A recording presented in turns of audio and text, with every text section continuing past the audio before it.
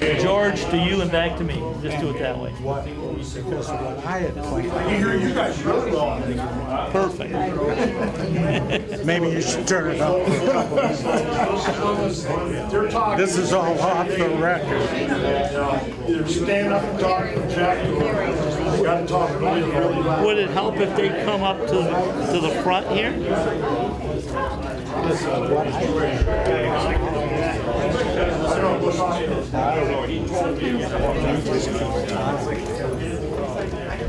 I think that makes the most sense. Test. Yes. Let's do that. We'll improvise and we'll do that. Back up. Now, Test. Test. Test. Test.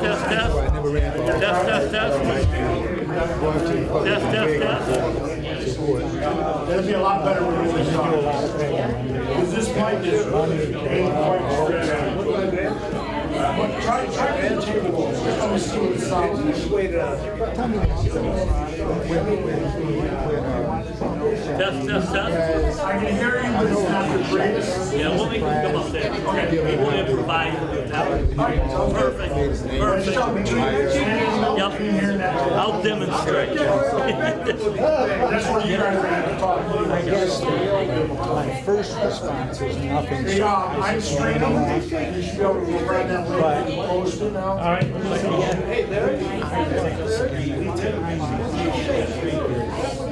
You can learn about one of the persons. Okay. The timing is suspicious. Prone to increase. My thing is conspiracy. I think see the climate that they're doing, and then you resolve security around it. You don't have to have order. We don't.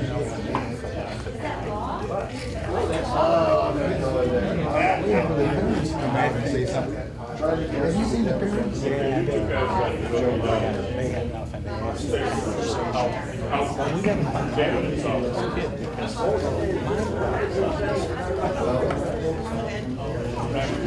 you know,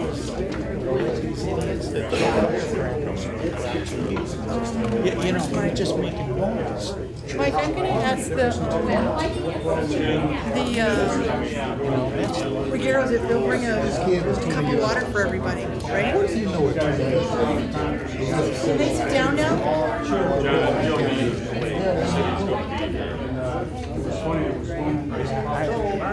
I honestly don't.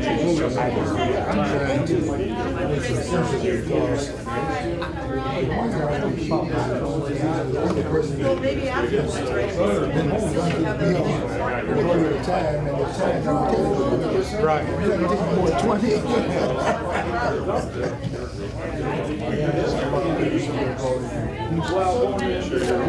Please go fast.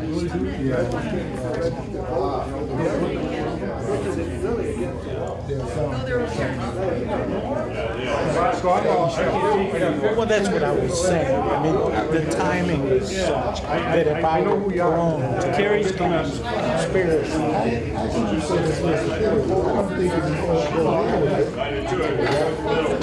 I'd like to watch the video a few more times.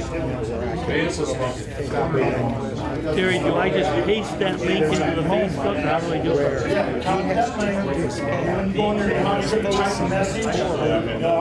Where the shoe was, and then he inside this record. And it was just a fluke. And it was just a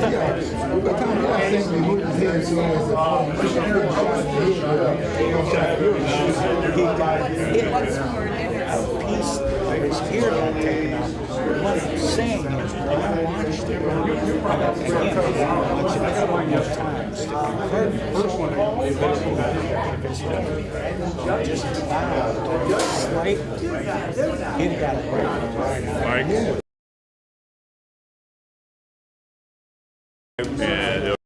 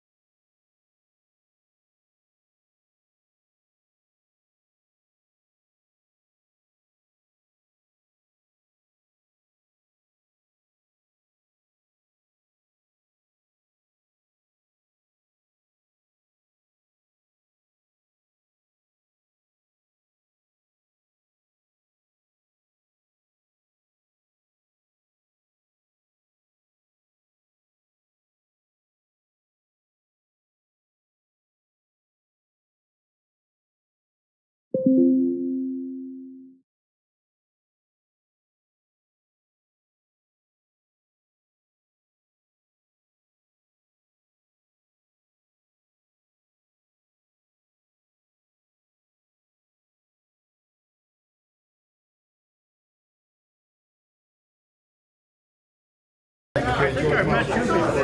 I think so.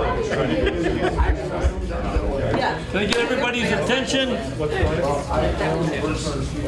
We need, we're gonna go over the ground rules here real quickly.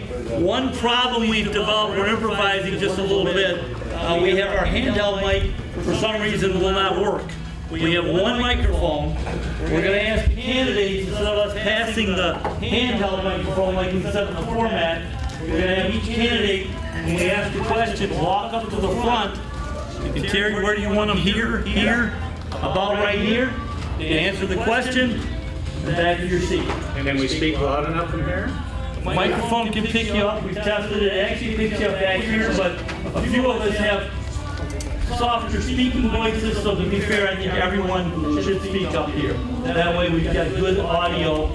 We're live streaming it. Are we live streaming now? We're live streaming, so anything you say goes out to how many of you are watching on Facebook.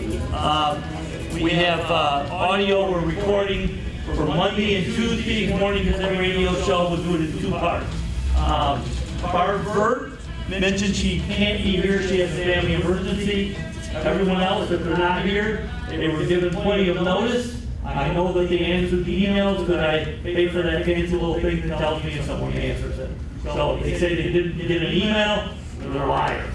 And I can prove it. So, I'm saying that. Don't hold back. Exactly. I want to introduce our guest helping me out, George Moss, who's done a TV show here locally for many, many years. Radio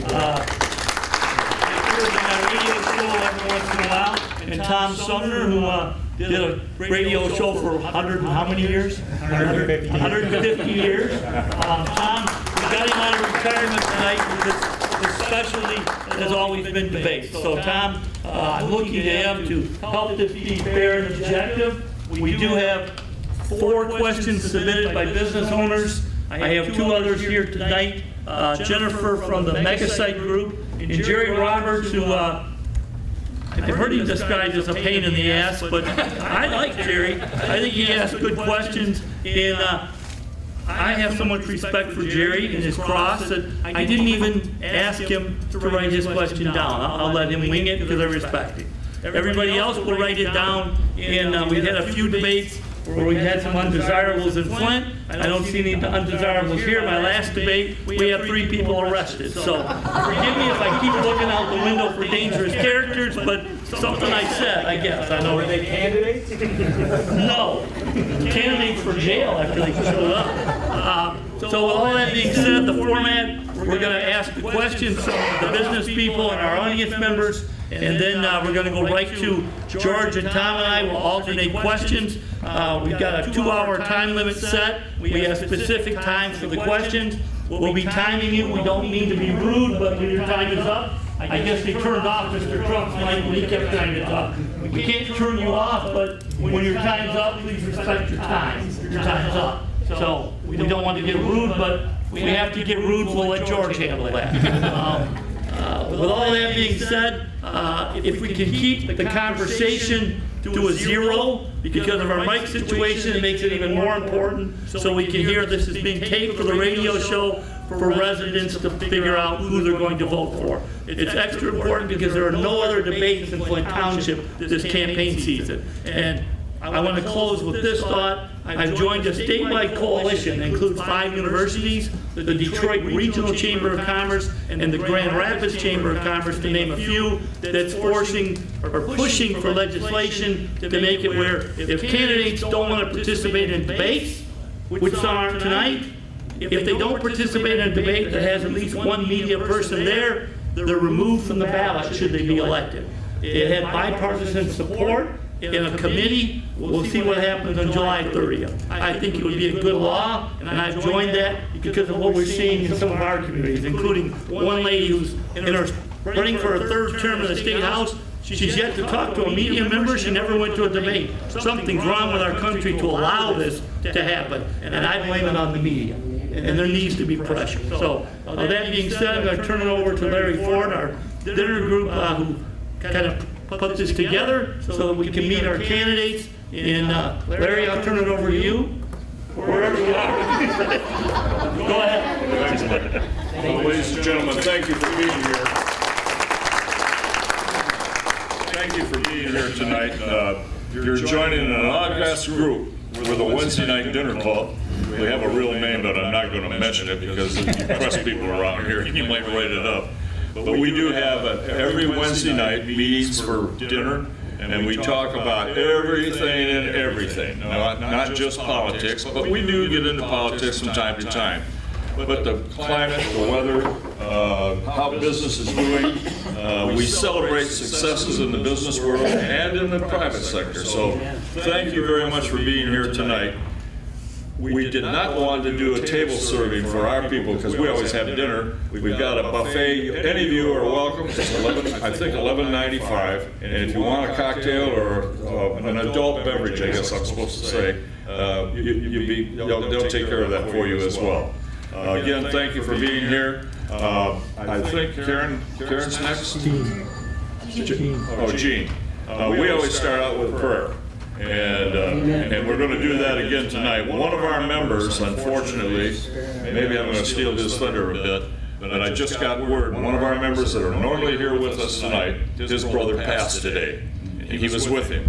And so we will remember him in prayer as well. Gene is our chaplain. Gene, if you take the mic, please. I'll speak without the mic. Father, we thank you for this fellowship. We thank you for these candidates. We thank you for each individual that's here, Lord. We pray that those that are running for any particular office, Lord, that they put you first and they listen to your word, Father, and they say, do your will. May the best woman or man win these seats, Father. We pray for those that are eating, that you bless this food to their bodies.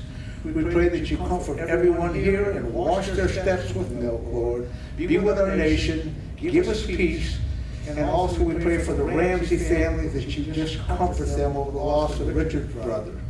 We pray now that you bless the food and everyone here in Jesus' name, amen.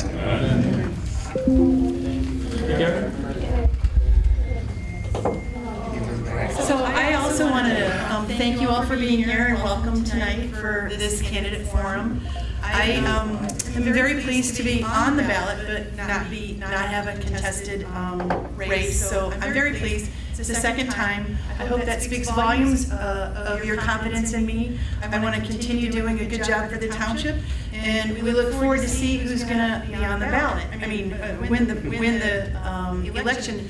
It's August 6th, it's the primary. In Flint Township, as I was telling some people, we have all candidates from one party, it's the Democratic Party. So August 6th, the primary is going to decide who moves forward in November, and they'll automatically be in. So I'm pleased that you all came tonight. I think it's important for people who are going to be voting to know who they're voting for. And we're able to put a face with a name and hear a little bit about their position and their thoughts on running for election and what they'd like to bring to the table. So thank you again for being here, and I turn it back over to you. Okay. I don't think we properly introduced her. That's Karen Miller, who's our township supervisor. At the end of this term, 20 years. That's quite a compliment to be on the polls twice in a row. We don't get to ask her stuff. And with that, we'll take off and get started. In our second round, when we allow each of the candidates to ask a question of a particular candidate or the entire table, we'll set a time limit of 1 minute. If your name is invoked, you do get 30 seconds to respond. So that it is a true debate format and not just a forum, which I think is important. If your name is evoked, you can respond. Mike, I got a question. Yes. My opponent is not here tonight, and I did have a couple of questions for him. Can I go ahead and ask those questions? That empty chair can fire away back at you, but I don't think it'll say much. Okay. I'd like to know the questions, though. I don't want to say them. That's a good point. I will start with our audience members. Jerry Roberts, where you are, our esteemed community activist who knows more about Flint Township issues than I do. Point of order, Mike.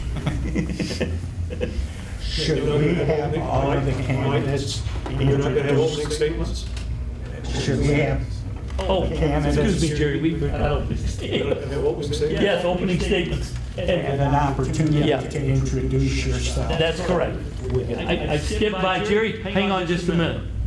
I gotta put you back in your chair.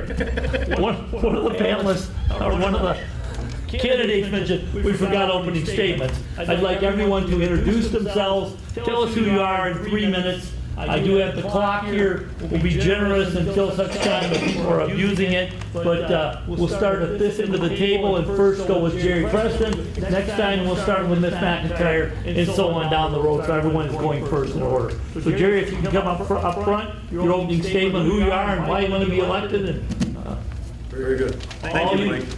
Well, I just, I wrote it out because he said I could, so I've got it here. First, I want to say thanks to Mike for organizing this and Tom and George for being a part of it. You know, there's no other way other than the social media, which I'm not a big fan of, direct mail and other yard signs for a candidate for local office to provide information to the voters on where they stand on the local issues. You know, in the past, we had radio stations and newspapers that provided a forum for local candidates.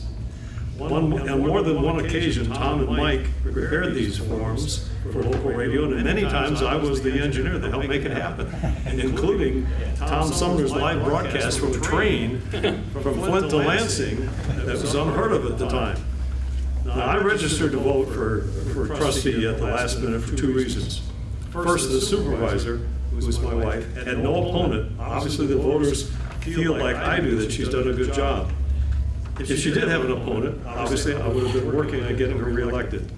Second, there was only a couple of candidates who have common sense that filed, not counting the only elected incumbent, Barbara, who has shown by her voting record that she does have common sense. So that leaves 3 open positions that I hope I can be one of those elected to help the township make common sense decisions. And that's the whole point. Now, economic development is a critical issue for the township and for township finances. I believe it starts with a name change, giving the township its own identity. As you know, I chaired that committee and was disappointed that we did not get where we hoped we were going to go with it. The name change would have allowed us to change the post office, its name, fix the zip codes, property and auto insurance rates would then follow, and the Supreme Court of the community would have been lifted. Why a separate identity?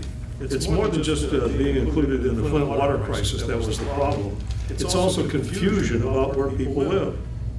As you know, Flint's mayor, Karen Weaver, was in a recall election, and only 2 township voting places were open for the school election issues.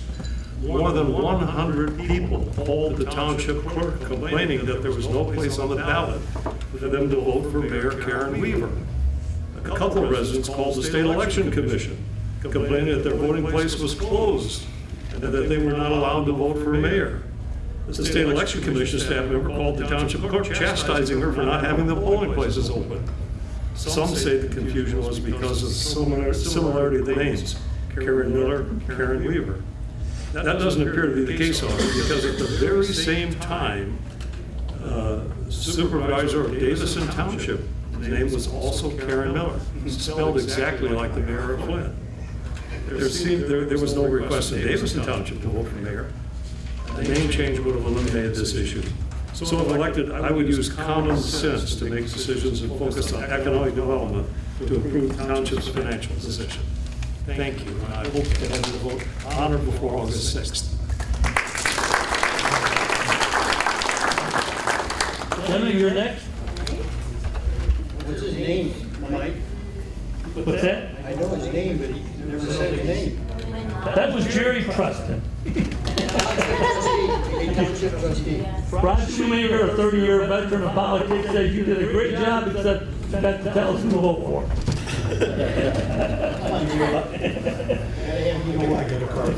And I'll just say, I'm Jerry Preston. Go ahead, Jim. For Township trustee. All right.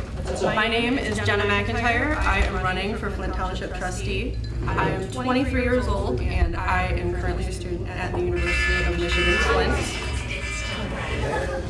That's my time.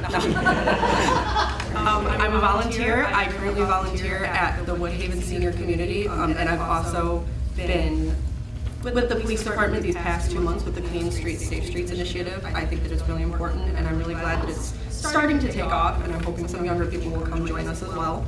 I'm also doing an internship with my school to kind of keep that education going. I feel like I'm able to offer a unique and fresh perspective to some of the issues that have been raised to the board and to the township. I feel like there's not a lot of younger generations in this kind of line of work and this line of thinking. And I think it's important to be able to get these different perspectives from different generations, since everyone has a unique upbringing and a unique way of thinking. I'm willing to listen, I'm willing to grow, and I'm willing to learn, and I'm more than willing to put in that effort in. Thank you.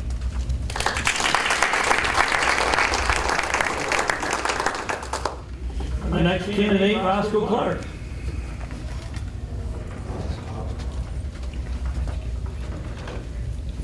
My name is Roscoe Clark. I've been a resident of Flint Township since 1970. Our family had businesses in Flint Township, and I'm a supporter of business in the residents of Flint Township. If elected, I look forward to making the clerk's office a place that everyone will be proud of. I know there's communications that can be done, such as internet, phone, and they're at the office itself. So I look forward, if elected, to do the 3 months of training that the state provides and to learn and understand what the requirements at all levels. And also, most of all for me, I want to make sure that the vote, the election, since the clerk's office oversees that, is protected at the highest quality. Thank you.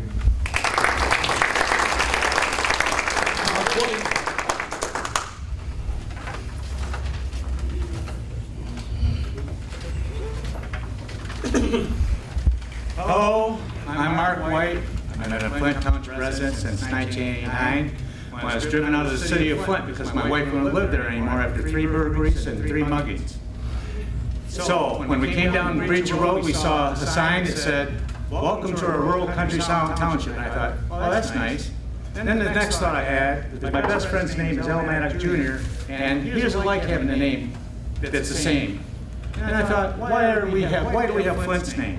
Now, Mr. Preston, I'm one of the people that showed up at his ad hoc committee to change the name. But I did more than that. I've got about $1,000 of ads running in the newspaper that we do have, the Flint Township Views right now, to change the name of Flint Township.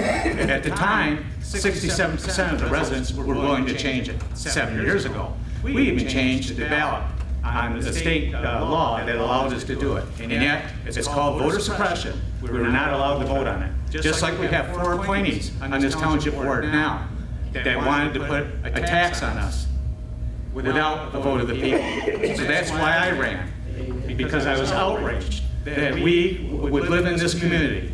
When in 1998, I ran on a Reform Party ticket, and as county commissioner, not to get elected, but to go to every household in Flint Township, because the township moved the commercial district up to Calkins Road, and that encroaches upon my neighborhood. And sure enough, instead of getting a tax base, the best tax base, Senator Carl Levin, you used to tell me personally several times, is homeowners. I'm here to defend the homeowner. First, last, and always. I hear about businesses, but when I've gone to the 2,800 homes I've gone to on foot since this election, no one asks me about, businesses. No one needs to have a job right now. They're all talking about the problems they're having with the residential community. The zoning board has made a Swiss cheese out of our communities by putting businesses, I have one, next door to homeowners. I've seen that happen in Detroit. My dad was a Detroit police officer, and so I'm here to protect the homeowner and stand up for the homeowner, and I'm one of them. And we got to be able to do something for the homeowner. When I go to the city of Flint, or near it in Flint Township, I am seeing unbelievable sights. Garbage strewn everywhere. People, 57%, I believe, of the homeowners are renters. 47% according to the fire chief. Somewhere in between is the truth. Community that has over 40% of renters is almost doomed. That came up in Clio many years ago when they did a survey. I hope to help do what I can, and I believe the mall is part of the answer. But you cannot tax the mall and other businessmen or homeowners to death and expect it to recover. And that's exactly what was attempted here with this 4 mil special assessment without, for 10 years, without the vote of the people. Now,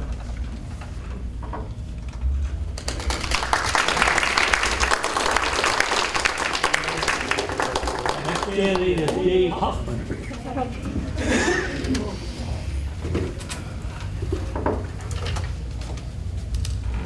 Good evening, everybody, and thanks for coming out. I want to thank Mike Gilbreth for having this debate put together for everybody in the township with residents. I think when you run as a public official, running for the confidence of your constituents, it's a really good thing to put the candidates and their views in front of the public so they can see you personally, they can hear your views, and I think it's a very good thing for the residents and the business people to be able to see the person in public and hear their views. One of the main reasons I'm running, you get a little bit about myself. I've lived in the township for 50 years too. I get politics honestly. I grew up in a family where my father was a former trustee in Flint Township for 8 years. And I was involved at an early age in his campaigns and got to know Flint Township demographics and the issues at an early age. One of the really big reasons that got me involved in this race right here, my opponent Tom Klee decided back in the spring that it would be a good idea, without a vote of the people, to raise an assessment 4 mills on our business people and our constituents of this township. Would have been a 40% tax increase. And I could not believe it, because I thought to myself, not only personally how my taxes would be affected, but everybody else's taxes that are affected. They're living on a limited income, and they're taxed up to their neck right now. And also with this inflation and everything else that's going on, they're having a rough time paying for groceries and doing their day-to-day way of living without this kind of a nonsense put on them. So 40% tax increase on some of our big businesses, just for an example, one of our car dealers, Shea Chevrolet, that would, all the taxes that they pay this township now, that would have been another increase to them of another $250,000 for 10 years. Now, they could probably live with that, I guess, but guess who pays for that? The consumers and people that do business at the car dealership. Obviously, they're going to raise their prices and their services to take care of that. So, based on that, that is my big thing. Also, if I'm elected, unlike my opponent, I am not going to make this a part-time job.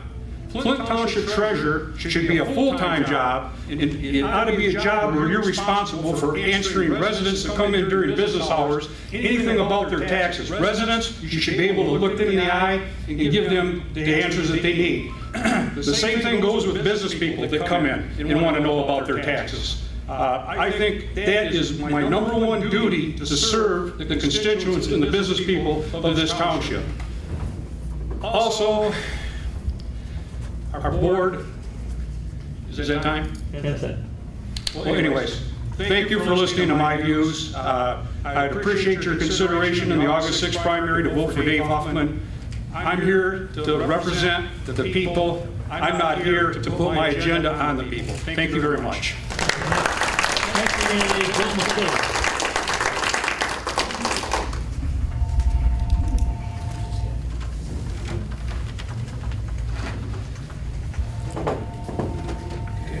I'd like to thank Mike also for putting together this program, his assistance. I feel like I am the amateur of this group. I may have a world of experience, but no experience running an office in the township. But I think that may be exactly what the township needs. I am the other candidate, at least one other candidate, that advocates common sense. So my history of employment have been in the construction field, the design of it, worked for architects, got an easier job doing kitchen design only, and retired from that about a year ago. all of those jobs entail putting tiny pieces together to build something wonderful. And I think that's exactly what the township needs, and the thing that I can provide for it. That common sense means you kind of pick all the pieces together so that you're not taking actions that don't make sense. That has been a problem that's been expressed here already, so I won't repeat it. The meeting I went to, the township board meeting that I went to, where they tried to pass this bill, tax bill, without a vote of the residents. That even the attorney kind of mishandled that case, where he said that all you had to do was make an assessment. You can, just 4 board members could vote on an assessment, pass it. That turned out to be not true. Anyway, the bill was tabled, and I'm here as one to state that I want to make sure that that bill stays on the table and never gets back into life. At the kind of in the middle of that whole discussion, after the residential areas were subject to this proposal, we got notice that our property valuations had also gone up 5%. I live in Heritage Place condominiums, Flint Township. We've been there for 25 years now. We have enjoyed that kind of a special community, and I want to make sure that community stays the way it is. We've got, sorry, Mike, I'm watching. We don't want to have a situation where people are just taxed to death. In the 5 mills, I think it was 4 or 5 mills that was suggested, was only part of it, because businesses were going to be assessed a higher rate, I believe. Well, my first thought was that in addition to your taxes, when your businesses are charged a higher rate, those businesses are also going to transfer that tax increase back to you when you go out into the community and you buy your groceries or go to the hardware store. It's the same thing, that it's a double tax. So I think that I can help. I would appreciate your support, your vote in the August election. Thank you.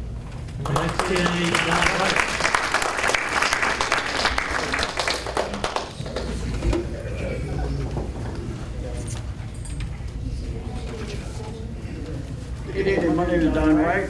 When I get up, I thought you was out, so I'm going to keep mine short tonight. Anyway, I'm here tonight to run for this. I listened to the young lady a few minutes ago, 23. When I was 23, I was in Vietnam, standing up for my country as a Marine.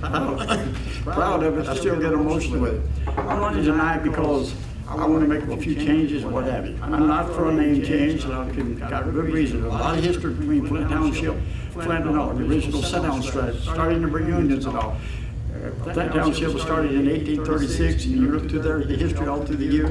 What we need to do is, instead of having a name change, we need to get a strong economic development, trying to give tax breaks, trying to encourage others, especially franchises, to come in here and give them tax breaks so we can set up something for these businesses so they can make ends meet and not have to. Not only that, we'll be creating jobs for other people. I feel like I got a lot to offer. I'm the oldest kid on the block. You say, well, what are you doing here tonight? Well, my wife was treasurer for 20 years, and if she knew I was running, she would probably say, you're crazy. But no, I want to make a few changes. I want to try to be a people person, and if you got a problem, I want to be able to come to you or come to me. My brochure I just sent out, it's got my phone number on it. That just shows you how I want to be open to the people. I'm not going to hide from reality. I'm not going to run from anything. But I'm here to say that I do have a lot of experience. About 30 years at General Motors. Supervision for 10 years, or 20 years, and I was part of the UAW 659 and 598, 10 years before I made supervision.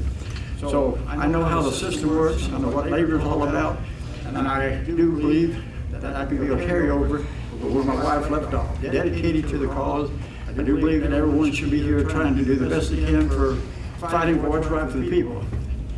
In my opinion anymore, politicians are, pardon me expression, are a dime a dozen. They forget about the people. They come in there and they don't, you don't even hear from them from one election to the next. But I want to be a hands-on person, so if you feel like you got a problem, you can call me. You may not get the answer you want, but you're going to get an answer. The problem is, today, so many of these people we have running for office, if you get them from one day to the next, when it's all over said and done, and they say, well, what does this guy do? And people usually vote for a sign, they see a name on there. I see some names I've never heard of. I could probably run my dog with some of them that'd be looking for it on the ballot, because that's how lax people are when it comes to election. So anyway, I appreciate your vote, appreciate you coming out tonight. And remember, my slogan is, make the right choice, done right. Thank you. All right. Concludes our opening round, and we'll go to our community activist, Jerry Roberts. Now you're up.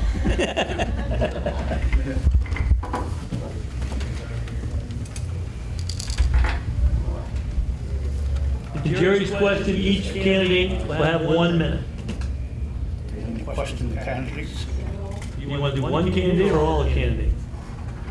I want to do all of them. 1 minute each, so. Mr. President, if you're elected, are you for tax increase with regard to this particular township? No. I think there are more efficient ways we operate the government. I think what we need to do is look at economic development. If there were more businesses here, we would generate more tax revenue, not from the residents, but from the businesses, and that would help the township. That's what I said in my opening remarks. Thank you. And I know you're the comptroller's daughter, and if you're brought up in a financial family, what are your feelings with regard to a tax increase on the business community and also on the residents of this particular township?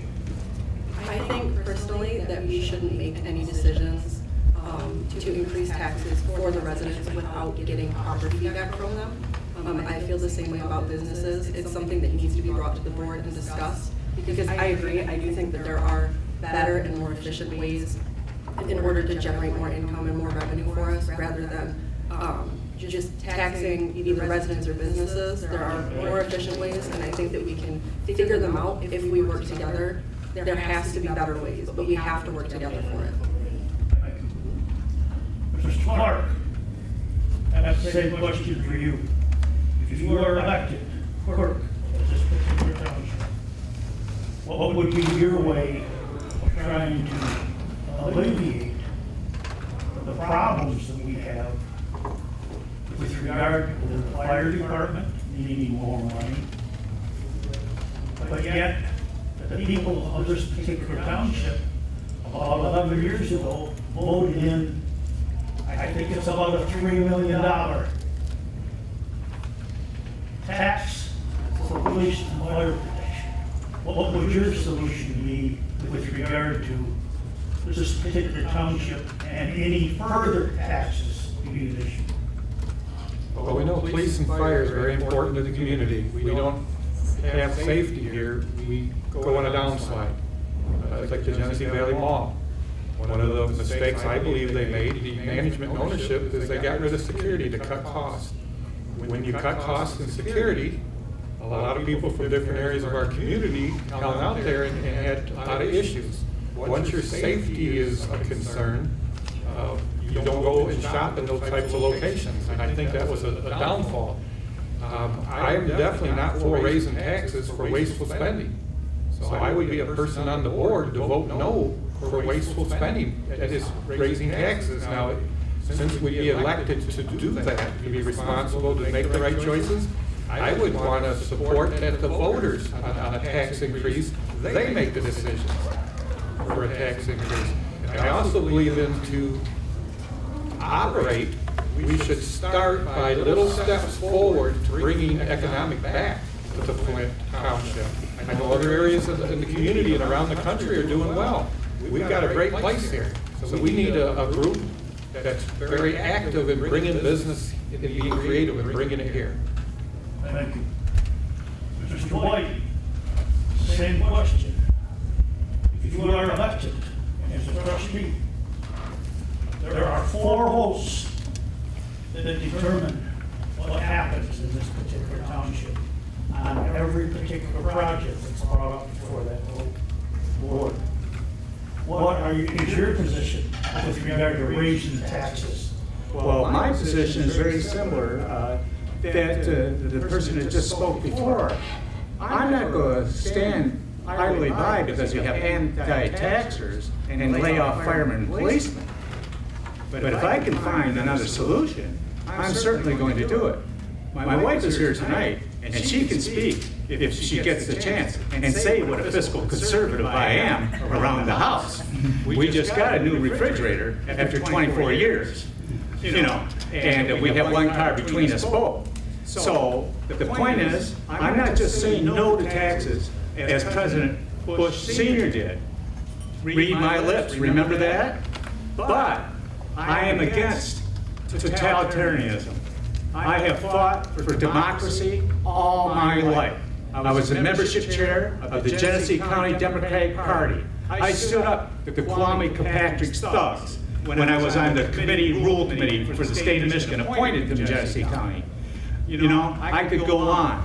I have been a Reform Party activist who in 1998 ran for county commissioner to stop those commercial districts from coming out of the Calkins Road and destroying my neighborhood. And what did they get?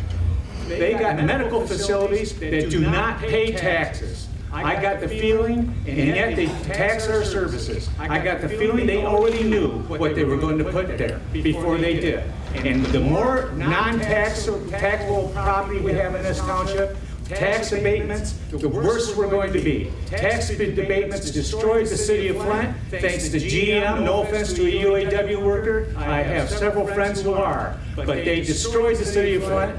Tax abatements. I will not tolerate tax abatements in Flint Township as a trustee, except as a compromise, perhaps 3 years. But this idea that you give 12-year tax abatements out and promise no tax increases, and they say we're going to have police and we're going to have fire protection. Every time a fire officer is called out, there's a fire now, all 13 firemen have to get called out. That is ridiculous. The stress level of police and fire in this township on an individual basis, if you know the suicide rates of police and firemen, you will know what I'm talking about. We are doing too much pressure, especially when they talk about cross-training fire and police. I am utterly against that. They are human beings. Thank you. Mr. Hoffman, asking you a question. Residents of this particular township, a lot of them are senior citizens. They're retired GM employees, they're retired from other places. Some of them are just living on Social Security. What would your thought be with regard to any future taxes with regard to the people in this particular township? Well, Jerry, that's an excellent question. I'm a senior, retired myself on a fixed income, so I can relate with your question. Living on a fixed income, there's a lot of things that I have to do in my budget now, like taking vacations once in a while, thinking about a new car. I have to scale back that thinking and sort of go on the day-to-day thinking of paying bills and doing with what you have. So that's the way that I feel about that. I would not be under any circumstances, and that has been the key thing that I've said on all my campaign information. I will absolutely never have any tax increases without the vote of the people. I wanted to continue on this just a little bit here. A lot of people don't know this, but since 1992 up to the present date of 2024, back in 92, our tax millage was at about 4.8. Now, in the year of 2024, it's about 9.8, which that's probably one of the top of the ceilings. You can't go any higher. That, my friends, over a period of time, and I'm not blaming anybody in particular for this, because this was set for decades, different people involved in the township, but the fact remains, our township taxes have gone up in that period of time 174%. Now, if you take a look at that, that's sort of a shocking statistic in itself. Also, I think if you're going to have a township, and I know our township in the days when we had great revenue coming into the township, when Genesee Valley businesses were going good, we didn't have any problem subsidizing a full-time police and fire department. We had all sorts of revenue coming in that we didn't have to worry about that. It took care of itself. But now, we do not have that kind of revenue anymore.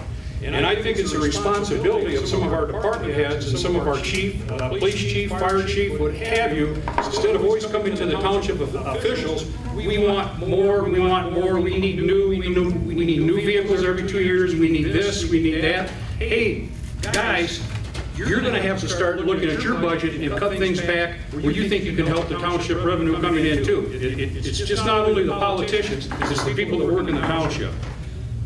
Number 3, this township has 35,000 residents in it. You should never, ever think in a circumstance where you would ever have the arrogance or the audacity to raise taxes without a vote of the people. You should never, like my opponent proposed back in the spring, a 40% tax increase without a vote of the people on our residents and the business people. That could have had people moving out of the township that are homeowners, and it also could have caused businesses who are on a thin line to get out of business, and the businesses that are in business have to pump up their prices that they pass on to the public for their services. Everybody would absorb that. That is absolutely wrong. I would never stand for that, and that is my stance on that.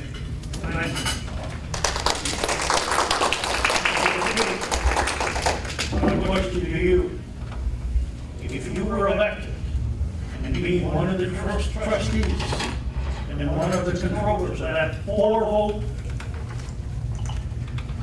that would control the board on decisions, what would your particular solution be with regard to the township in still providing the services? But yet, your opinion, should taxes be raised to provide the services? First of all, I agree with Dave.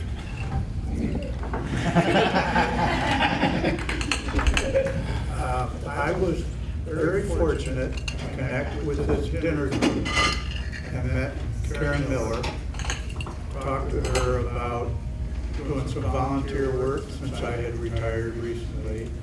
And one of the things that was presented to me said, we need to clean this up.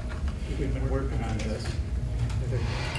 Karen had a list of all of the properties, the various properties that the township owns that had been lost because of somebody couldn't make payments, but empty lots in the township. It's like an unbelievable source of income. If you can imagine, and I'll use this as an example only, but let's say that you had somebody who was interested in moving to Flint Township, you say, here's a free lot, all we ask is you build your home on it. The lot's free. What happens is that creates income next year, year after, years after that, because that home is built on that property, and instead of the township owning it, you have a private owner creating income for the township without taxes. I think there's a lot of opportunity like that in the township. You need somebody with a little sparkle in their eyes and pursue some of those opportunities. I'm sure there are lots of them. The mall is a beautiful example. It's such a nice place that somebody needs to do something with it, get it going. You know, I've often said that could be turned into Baker College. Could be. And I don't know how Baker College is required. This is my own thought, not one that was pushed at me. But that's the kind of thinking that I would like to present to the township board. Thank you. It's been around the corner from free tax, being free of taxation. Thank you. I see a couple extra chairs here that are missing. I think one is for a clerk and one is for a treasurer. I guess I can, for know those particular questions because they're not here. Ask the question. Mr. Clee, if you are elected, would you go through? Mr. Wright. I'm talking to the open chair right now.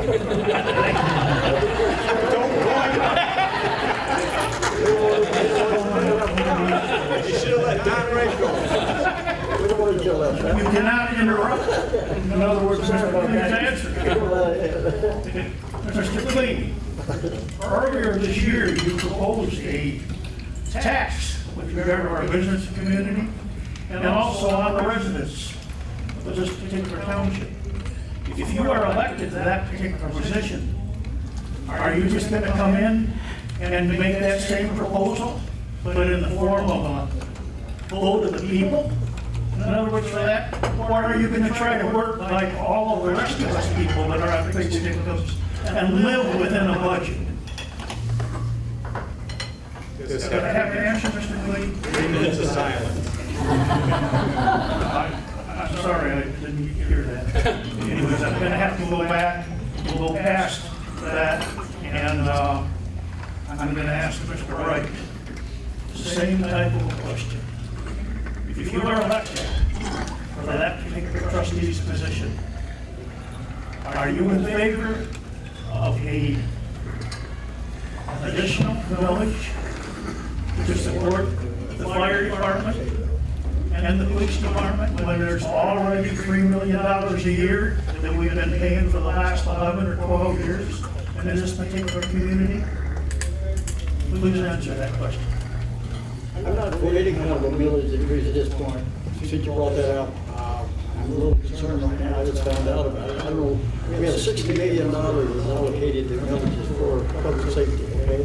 10 million, 10 years and then 3 years another 50.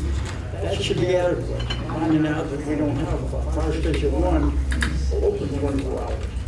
That's a good question as to if that money's alive for it, why isn't it open? I don't want to I will never vote for a tax increase unless it's a will of the people, unless we come to the point of where we have a strong austerity program, meaning that we start at home. We button up everywhere we possibly can, we cut costs everywhere we can, we bid out some of the other places, especially garbage contracts. All the instances garbage contracts have been bid out. Or you get attorney fees, all that. You start at home before you can ask the people to pay more taxes. So to answer your question, I'm not for any kind of a tax increase, millage increase at this point until we shut it. Until I'm shown justice, why do we have to go this route? Amen. I have one more open chair that I need to ask a question. I see I'm missing our clerk. I guess I'd say Mr. President. Would you like to answer a question? I realize that you've had some very, very sad times through this last year. In my lifetime, I've had sad times. I've lost members of my family. But I did not use bereavement for this multiple days, weeks, days, when our clerk's office was not even manned. And then there was a proposal that came through to hire 4 people to man the clerk's office. Mr. Strickland, if you're elected to that particular position, are you going to be a full-time clerk? I have your answer. Aren't you going to ask the trustee Barbara Bird a question? Oh, I didn't realize she was here. Family emergency, and that's not my point. She's not here. She should be asked the question. Well, I'm in charge, and I ask with a lot of respect for her, and I would ask everyone to have prayers for Barbara Bird. We're going to go to rapid fire with the 3 of us in the panel here. Okay. I'll start it off. I have a quick question. All I need is a yes or a no. Our current economic development director has a lifetime contract. I don't understand that. I've never heard of such a thing. For my radio show, I'm going to start yelling the day of the election. I want that contract terminated, and I want someone with qualifications to bring businesses to Flint Township because we need police and fire. So I want to know yes or no. Are you going to vote to support getting an economic development person to do the job the right way on day one. I mean the first meeting. They swear you in and a motion is made that we need an economic development plan in Flint Township to fill empty storefronts and make sure we're not giving someone a lifetime contract. Now she's the deputy clerk, is my understanding, because the clerk doesn't know how to do the job, is my understanding. She not only can't come to work, she can't even come to a debate trying to get elected. Ms. McIntyre, go to you first. Yes or no? Yes. Roscoe Clark? Yes. Mark White? I need the question clarified. Question clarified is, the biggest need I see in Flint Township is an economic development plan, period. We need a person in that position that's well qualified with degrees, experience, and a proven track record to take that salary we're giving her, a lifetime contract that shouldn't exist, and get a new person to do that job. Oh, so now I understand you're talking about a current employee of Flint Township? Correct. Well, quite frankly, I'm not going to make a personal attack on a current employee of Flint Township, and I would deal with that like a gentleman would, or any businessman would, in private, in the, private discussion, behind closed doors. Dave Huffman? Yes. Bill McKay? Don Wright? Yes. We have 6 yeses, or 7 yeses, and 1 no. George Moss, go ahead. I didn't get a chance. Oh, I'm sorry, thank you, Jerry President. Do we get the vote? Yes, sir. Yes. Go ahead, George. I want to commend all of you for your candidacies. I think we've been well served by any of you being elected. I'm really impressed with what I heard here. And I think that the community will be well served by all of you in your elected positions.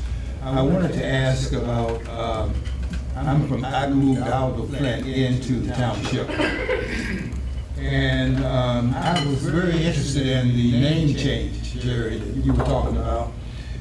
Can you help us understand why that failed? Because I think there is an identity question and problem in terms of people getting confused, Flint and the township named the same way.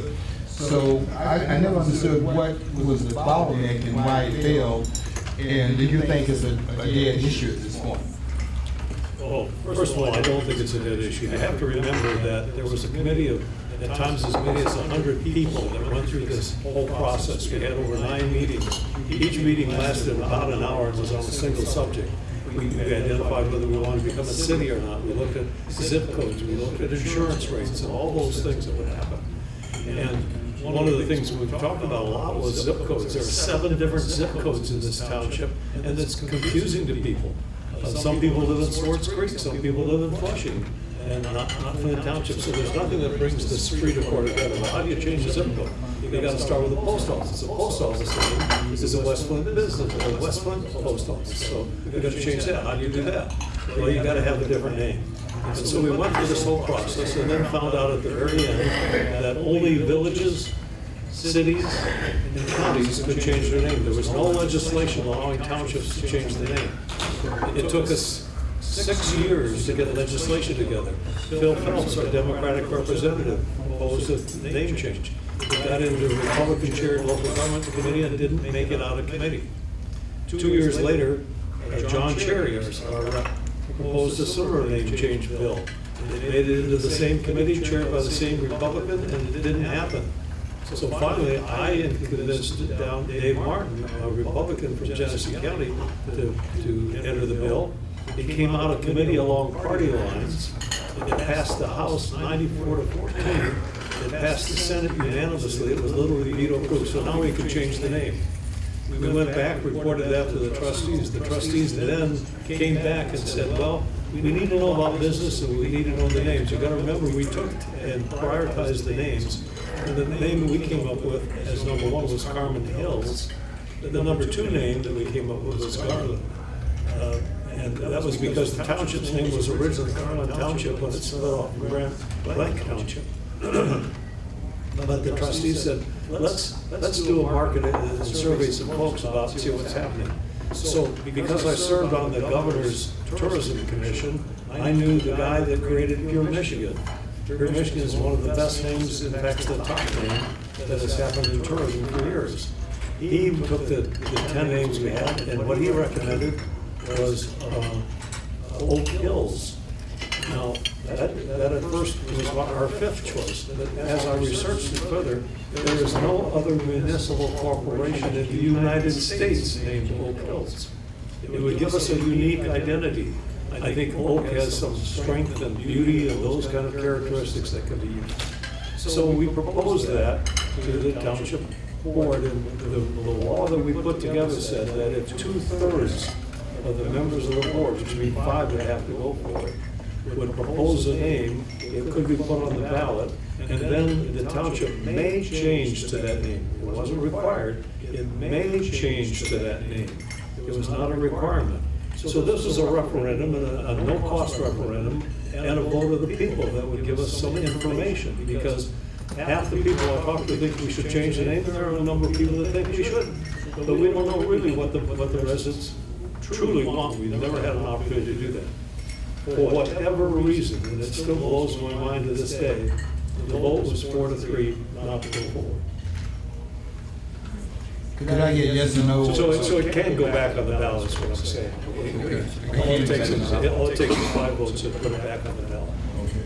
Can I get a yes or no or pro and con answer to all of the panelists about your support? Start with Ross. Start with Ross, please. Real quick, I would support that if it was part of an economical development program to boost the green businesses to the township. Okay, at that point, that could be one part of the package. But to change the name, it's not gonna do much. If you're trying to get this township where it needs to be, it's gotta be part of the package. I think it could be a very important part if you got everything else in place and included and allow it to be voted in.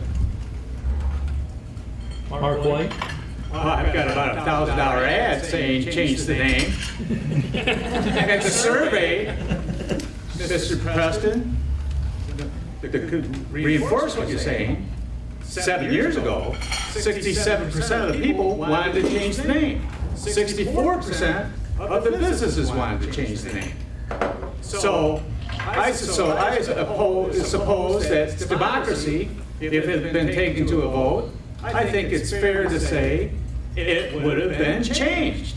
Now, what people don't understand about the history of Flint Township, and I learned it recently, is that Flint incorporated out of Flint Township, just like Swartz Creek, Flushing, and Burton. And Flint, the city thereof, stole our name. It should have been dealt with at that time, some 100 years ago. I'm ready to deal with it now. And I don't know about people's, business and all this stuff, a part of the package. That sounds good. But I can tell you from going door to door, from the city limits to Western Hills and to Elms Road, I have brought this up almost every time. And I have ran into 2 individuals out of about 500 or 600 people I've talked to that are against it. They say the same thing. What would it do? Well, first of all, it would lift our spirits. Yes. I would have to concur with Jerry Preston. It probably is really a serious time to look into a name change. Like Mark said, all the surveys and all the committees that were put together to ask the citizens what they thought about this, to put this on a ballot, everybody concurred. It was time to put it on the ballot. Let's let the 35,000 residents of Flint Township make the decision on this. But unfortunately, our board has had in the past, this attitude is they don't care what the citizens or the constituents' view is on making their decisions on this. The board members, which consists of 7 people, decided, not all the board members, but a majority, like the vote was 4-3, decided in their instant wisdom that it did not deserve to be on the ballot. So just like they did on this tax increase, they took it out of the will of the people. Now, you talk about untransparent government. That is the worst of the worst. You're here to represent the constituents and the residents of this township. You're not here to give your own agenda and force it down what your residents do not want to do. So I would be for this. I like Roscoe's comment. I'd like to see maybe as a package of an economic thing to go along with that. I agree with Roscoe, what he said. But when you take people's time and effort and get the people involved in these decisions makings, like this name change, just like this tax increase debacle, that is not good government. And we need good government back in the Flint Township that represents the people.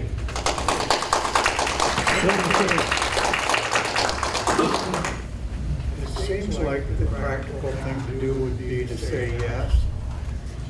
But I think it's part of that whole picture I was describing before, where there's a lack of common sense and a lot of things that go on in government. We see it nationally and locally. And if you add things up, what I was saying earlier, that we got to make Flint Township a more attractive place to live. Part of it would be taxes, part of it would be making the name of the town desirable, because there's a stigma that gets attached to our neighboring community. So I say simply yes, but it's really more complicated than that. Dynamite. I'm definitely not for a name change, but I don't think that's an answer to our county road or anything else. The easiest thing to do, which will take an act of Congress, is to change the 4-8 to a FT, which means Flint Township. If you go to FT 50732, the last three numbers would still give you access to it, and it would tell you it's Flint Township. I look back to all the history that I mentioned before. 1836 is when Flint Township was founded by a man by the name of Elijah Herman. At that time, it was called Hermandale, by the way, and that's where the high school was named after Herman. And then we had Jesse Torrey come back. We've got all kind of history that I look at too, and changing the name is not going to do it. I love it. You don't have to tell people that we're part of labor. The original sit-down strategy is right here in Fisher Valley. And it means a lot to me, the history. But I'm from the old regime, and I've saw a lot of things happen. I've been in Flint Township for 60 years. I think a strong economic program working with businesses, giving tax breaks where you could. Definitely don't agree the way the personal property tax is structured, and you don't know what, people don't know what that is. That's your, all your equipment and what have you in it. That's just a joke, because it's hard to collect that kind of stuff, and I think it should be broken down in categories, 1, 2, 3. Like the gas station and party should be in category 1, it's all the same. That way you have a more of a likelihood in order to collect this kind of stuff. But back to your question, no, I'm not for a name change. I believe there's other ways of bringing in businesses, and it's certainly not to change the name of Flint Township. Point of order, Mr. Chairman. We have let Mr. Trustee Gene Leverett off the hook completely here, like he is not on the board. He's one of the appointees on the board that wanted to put a 4 mil assessment on our property. Have we forgotten him already? Everybody will have a chance to ask the question of... You didn't ask him. Mr. Roberts didn't ask Gene, Mr. Leverett the question. Jenna McIntyre. We already heard from Jerry. Jerry, I think that the most important thing would be to let the residents vote on it. I don't think that my voice should be any higher than anyone else's, and I don't think that the board's voice should be higher than anyone else's. I feel like it's important. We all live in Flint Township.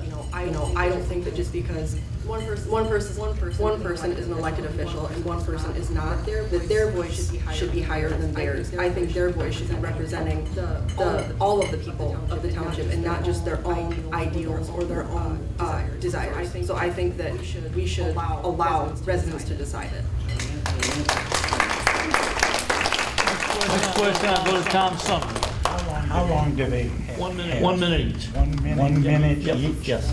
Okay, well, you'll have to talk fast on this one, because this question is in 3 parts. Oh, man. Before you start, break it up. They're all related, so before you start taking notes, it's essentially this, and for Roscoe and Dave, who are running for clerk and treasurer respectively, just replace the word trustee with your office. What is the role of a trustee? What do you think the qualifications should be? And how do you meet those qualifications? Mark White. Well, first of all, technically, every member of the board is a trustee. So that can't be answered in one answer. The supervisor's a trustee under Michigan law. The treasurer's a trustee under Michigan law. The clerk is a trustee under Michigan law. There's 7 trustees under Michigan law on this Flint Township board, including the absent Gene Leverett, who got appointed only a few short months ago. The job is exactly what I believe it should be, because I'm applying for it, and I'm determining it by selling myself to the audience, the voter. I'm going door to door, just like I did in 1998. I tell them what I think. I wait for a minute when I go to every door until they answer it, and I ask them what they think I should be doing, and they tell me. Thank you.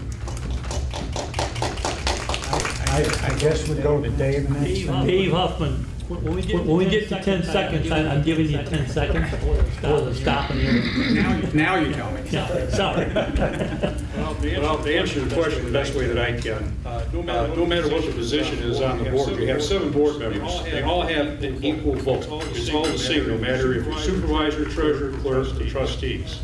The main thing I think, the qualifications, is what I think what we've touched upon already in this meeting, is to really start listening to our residents a lot more, instead of having our own private agendas and our own little things that we're trying to accomplish on the board. That is not the role of the board of trustees. The board, the responsibility that is given to the board is to represent the voice of the people. That has not been done in our recent board. Not everybody on the board, but there was a few that had their own private agendas going on. That is not the way good government is supposed to appear, especially on a local level. I mean, let's face it, local level is probably the most important level of government that affects everybody's lives in this room right here.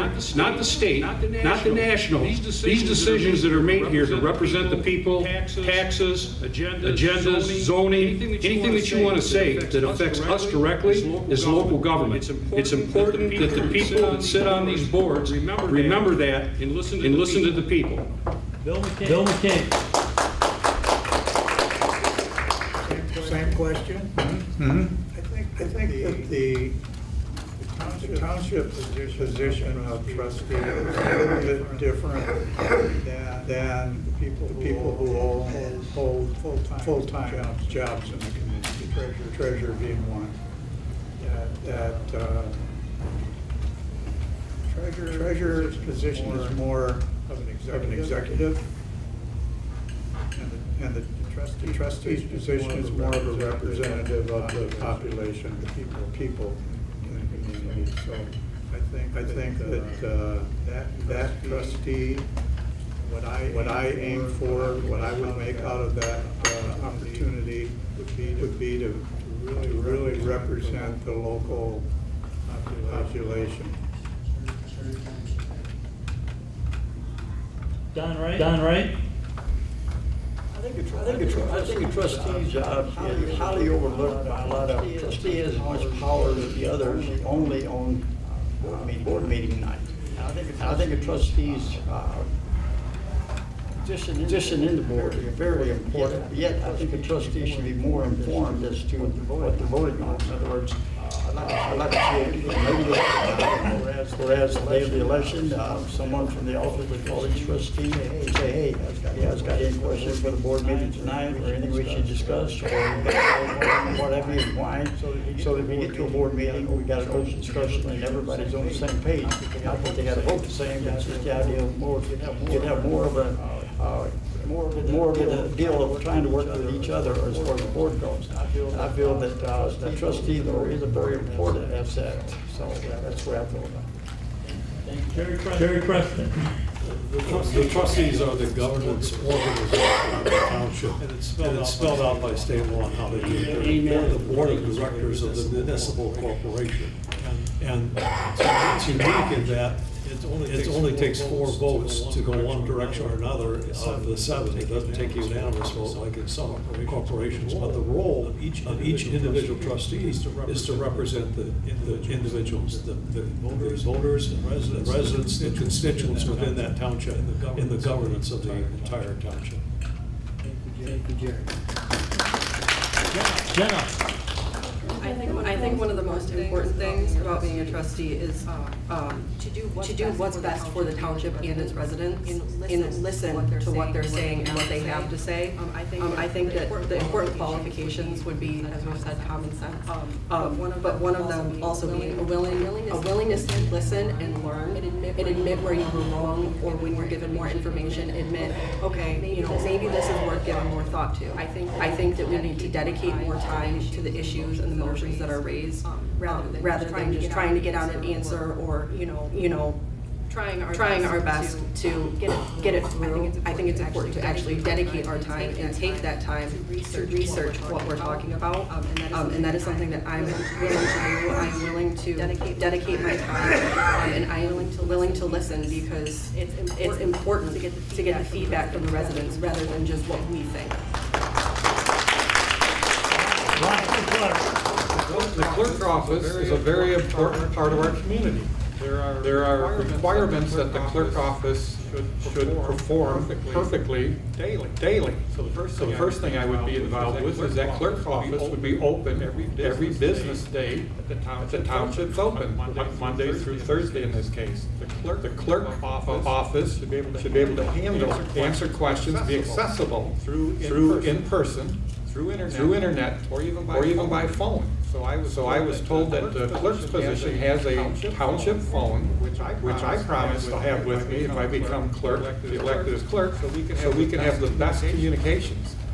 Protecting the vote is very important as well, and I believe the clerk should do everything possible to take all education programs that it's available to run that office correctly.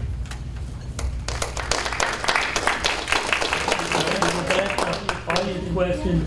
Jennifer Aaron Stanton from the Mega. Say no to the Mega site. Go ahead. You question one for one person or for all of them? I wanted to all. I don't want anybody to feel left out. So I'm Jennifer Aaron Stanton. We all know I'm running for actually in Township supervisor's position. So I'll turn around so everyone can see me real quick. So in our township, and I've heard what you guys have talked about on your board from several different aspects and different people. Community is very important to you. I hear about your wanting and your willingness to want to change your name. I don't think changing Flint Township's name right now is financially a good thing for your township to be involved in, knowing that you're in such a deficit right now with financial funds. I don't know, I didn't hear anybody mention anything about the cost involved with changing the township name. And when it did come up years ago, I was in the forefront. I did pay attention to that, and it was a very expensive process. So I think that needs to be brought up before you even think about changing the name, is who's gonna pay for it? Because I think if you tell the community they're gonna pay for it out of their pocket, they're already taxed enough. Another point I'm gonna make, and I was unaware of the long-time position, that is just dumb. And I'm glad everybody here on the board thought that was just a dumb idea. There should never be somebody that is in a long-term position that doesn't have to worry about their job tomorrow. So I applaud your guys' board for acknowledging that, and I would hope that you would make an effort. I think that might be part of the problem with your township. Just a question?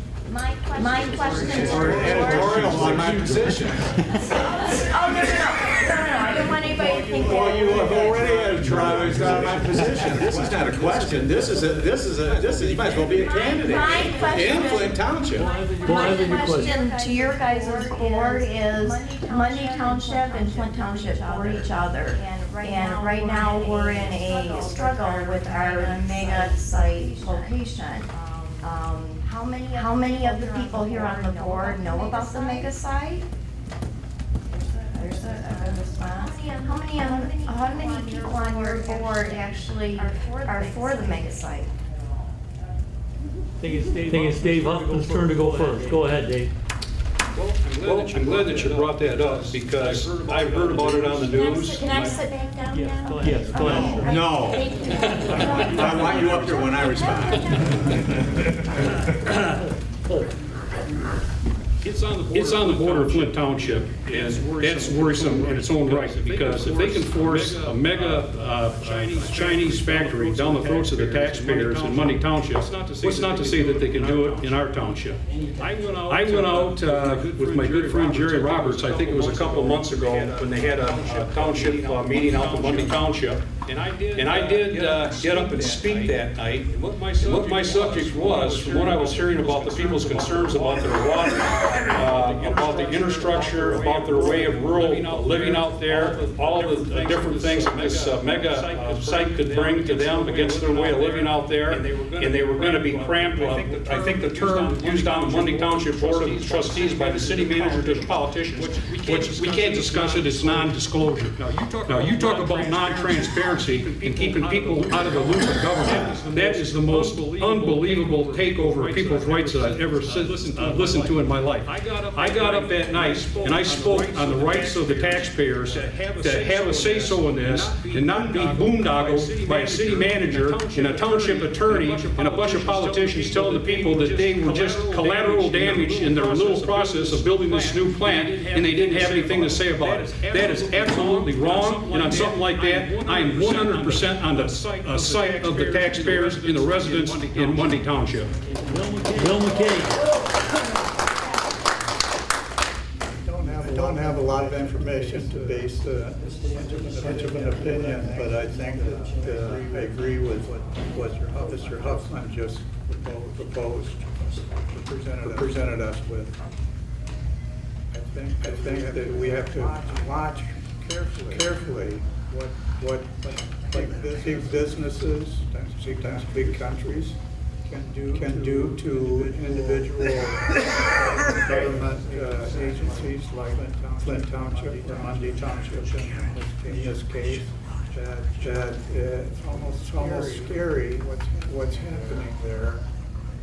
If no respect given to what the future of it is, who's going to work there, what kind of byproducts are put off by the production of these batteries that they're proposing there. So I think we have to be very careful, very, very careful. We don't get into the same kind of situations Mundy Township is. Don Wright. I guess I probably agree with what Bill just said. I don't know an awful lot about it. However, I think that you have an evaluation as to what is the danger process in it, what kind of jobs are it going to bring, what kind of a tax bill is it going to bring into the area. They've got to weigh the balance as to which is going to outdo the other. And you get down to what the ends and ups. And like I said, I haven't kept up with it that much. I do feel that we should look at progress as much as we can. However, if it's a detriment to the community, I think it should be take a strong look at it. Terry Preston. I'm concerned that there's not enough transparency about this project. I can't tell you whether I'm for or against it because I have heard from people who I think are credible individuals that are telling me that it's not what the rumor mill has, and it will create 5,000 jobs, and it will not be pollutant, has none of the negative things that we're talking about. So because they're non-transparent about it, I'm against it as it stands right now because I don't know for sure. But if we had a plant come into town that would create 5,000 jobs and none of the negative stuff that you hear rolling around out there, why wouldn't we be for it? But it needs, and obviously the township needs to become transparent with what's going on there. That's the problem. They're not telling us really what it's all about. Jenna McIntyre. I also haven't heard much about it. However, I think that it's important that we don't rush into things. This is something where once it's done, it's done. We can't just go back from it. I think that it needs to be given the attention and the time that it deserves. As well as the transparency. If we don't know anything about it, it's hard to say, yes, I'm for it, or, no, I'm against it. Because we don't want to just jump into something just to, seem like we know what we're doing, or that we want it, or that we don't want it. I think it's important to take our time and to dedicate our time into researching and finding out these questions, because it's not something we can go back from. Roscoe Clark. Well, I'm always for business, as well as the environment, safety. So there's a lot of things in concern. It is Monday Township area, and I hadn't studied it, so it's hard to give an answer. Some of it is in Flint Township. Just so you know. Okay, so my thoughts are, it must be quite a development to have that much money coming into the area. So if there is EPA or negative issues, then that has to be addressed. That's not a factor, and it brings opportunity and business and development, and that's the good side. But I'm not qualified at this moment to say yes or no, because I don't know enough about it. But if someone asked me that question next week, I would spend 7 days digging in and researching it to get a better answer. The cost of the name change was blown out of proportion, and I don't believe it, and none of us believed it at the time. And that goes with the board that wouldn't allow us to vote on it. They determined the cost before they tried to say no. But as far as the mega site goes, I have campaigned out there about 3 hours when I wasn't on my campaign trail, carrying 2 signs to protest it. I was an inspector at Auto World for the City of Flint Water Department. I was an Auto World inspector. I was down there at Buick City putting in the water mains and the storm sewers and jackhammering old bunkers from World War II by hand. You hold the hammer like this for a dozen hours a day. And what I'm getting at is they should have put it there where the land is already polluted rather than destroy new farmland. Go back this time to my right, Tom Sumner. We just did the audience question.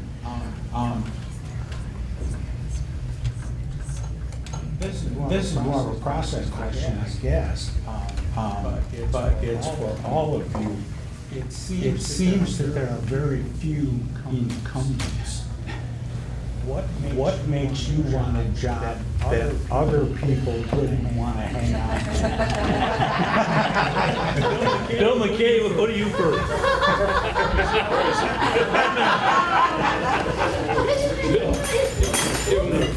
Give it help, Bill.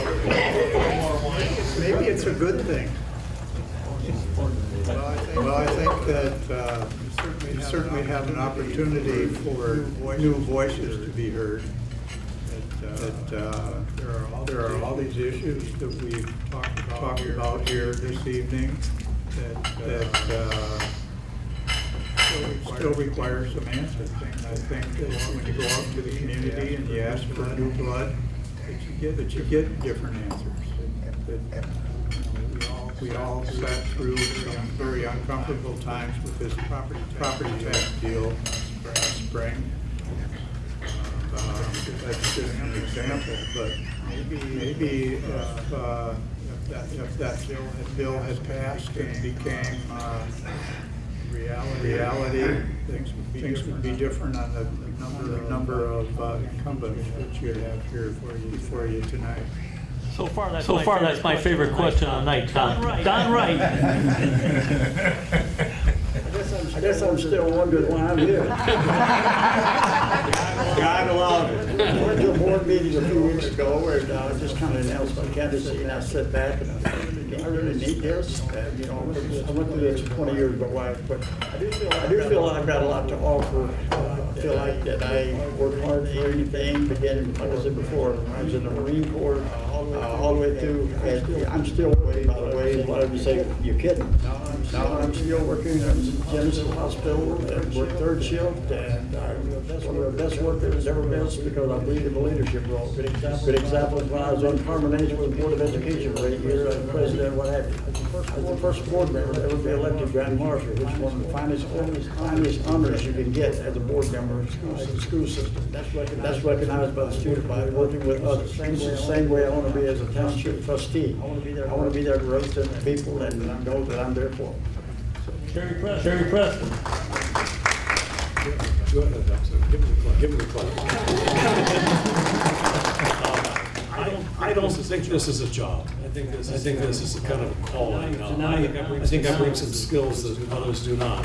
In that, I'm a registered parliamentarian, making the meetings more efficient, more interactive along Robert's Rules of Order would make a lot more sense. To give you an example, the last motion that was passed to not go ahead and endorse the public safety recommendation, to hire a firm to come in and look at public safety, was a negative motion. That's not allowed under Robert's Rules. Now, the supervisor could have called that out of order, and she was very nice about doing that. She twice asked, or maybe 3 times, asked him to rephrase the motion and not to create a ruckus. Obviously, she didn't go ahead and call the motion out of order. That was out of order, and that's the kind of thing that I think I can help with, because I've worked with a lot of nonprofit groups and other government agencies, tourism government agencies particularly, to help make things go better for them. Jerry, just a side note, were you criticizing the supervisor? No. No wonder she won't endorse you. Jenna McIntyre.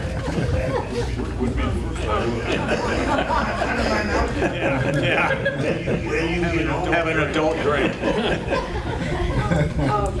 What it really boils down to is I want to make a difference. You know, I feel like Flint Township should be somewhere where we're proud to say, you know, I'm from Flint Township. I grew up in Flint Township. I've lived in Flint Township all my life. And I think that we need people who are dedicated, put in that extra time and go the extra mile. And someone who isn't easily deterred, or someone who is willing to maybe speak out against other ideas that they may not agree with, or like I said, admit that they're wrong and change their mind. So I think that I'm willing to be that person and kind of come in and try to make a difference in any way that I can, and speak for the residents and work with them. Can you repeat that question? Go ahead, Tom. There seem to be a lot of open seats for trustees for Flint Township positions, and I was wondering why you're interested in taking one of these positions when people who had them don't seem to be. Well, I'm proud to be a resident of Flint Township. I'm proud of this area. And I see what's happening in Flint Township, maybe not on its best direction. Because of my business background, in the community experience, knowledge, I believe I can help move it forward in a very positive way, using good common sense, knowledge and business practices. I think it's time. There's an opening here that makes sense. Mark White. Well, addressing the people who aren't here or aren't running, the old saying is, if you can't take the heat, get out of the kitchen. That's what they did, because they did something wrong. They ignored the voter.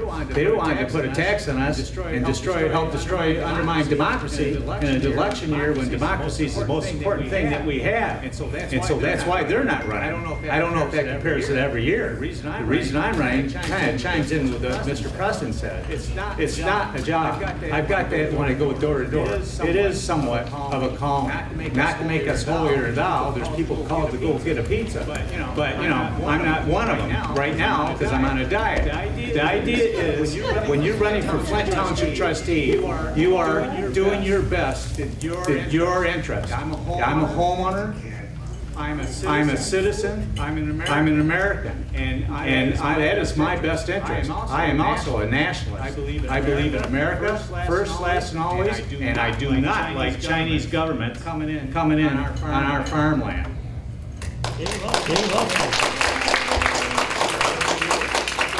I've got to concur with Jerry Preston and Mark. To me, this isn't a job, this is public service. Like my late father said when he sat on the board of trustees, I'm not here to be a career politician, but I'm here to make a difference. If you put everything that you have into an area where you've grown up with, I've lived out here for 50 years, I'm a product of Carmen Ainsworth Schools, Mott Community College, I was in the auto business for 25 years, selling General Motors products. I've been a taxpayer out here for years. I remember the glory days of the township, and I remember some of the lean times too. It all has its ebbs and flows to it.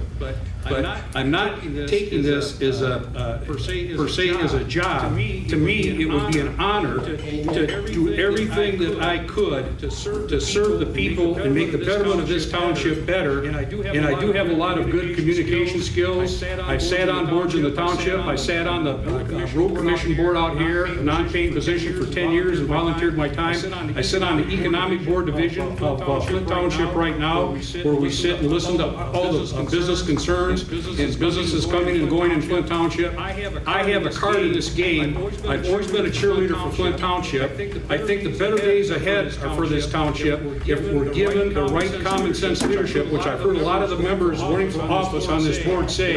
It's time for a change, and that's why I'm running for office.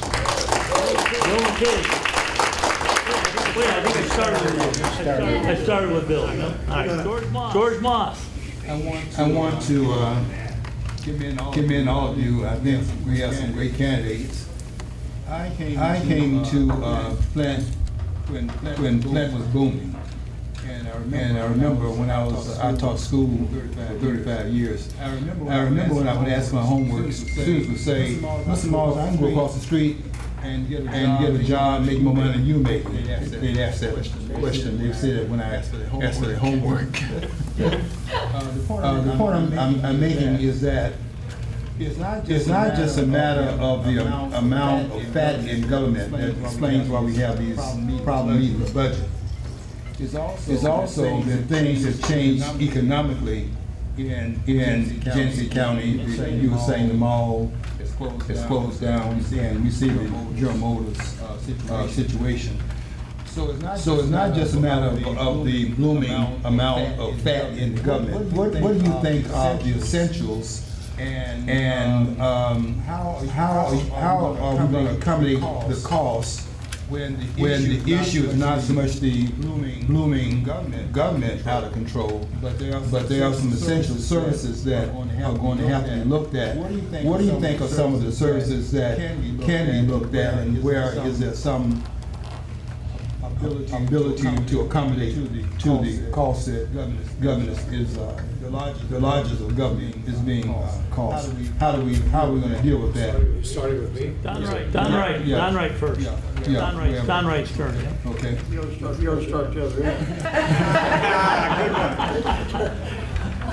I'm listening to it tonight. Everybody's got different views and everything. And I like to look back at my history of real success.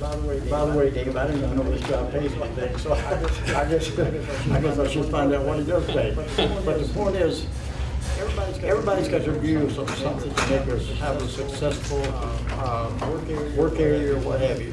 Mine, I've always been good at General Motors, putting stuff in place, as a financial director, what have you. And for 30 years, I've been able to serve in that capacity. I feel like my whole problem that I had in life is being able to solve problems.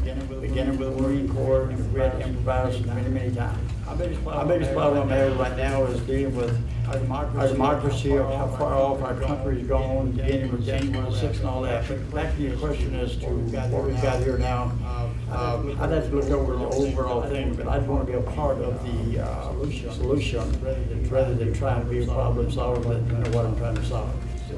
Jerry Preston. I supported the recommendations of the Public Safety Committee Monday at the Township meeting, which got defeated by a 4-3 vote. And I suggested that one of the things might be considered, and I said only might be considered, because I think the study done by professionals will tell us what really we need to do in re-examining how we deliver public safety services. So one of the things that where I was like once before is they did have public safety officers, they had fire suppression equipment in the station wagons. That's how old this thing was. And recently they put AEDs. So now all of a sudden you've got patrol people out there that are able to take care of a quick kitchen fire, take care of a heart attack. They're right there on the spot, and it delivers public safety more efficiently, I think, in my mind. It may not be more cost effective, but because I've been told that public safety officers do not necessarily reduce the number of people, but they are cross-trained and are able to handle public safety much better. Only a study would tell us that. Jenna McIntyre.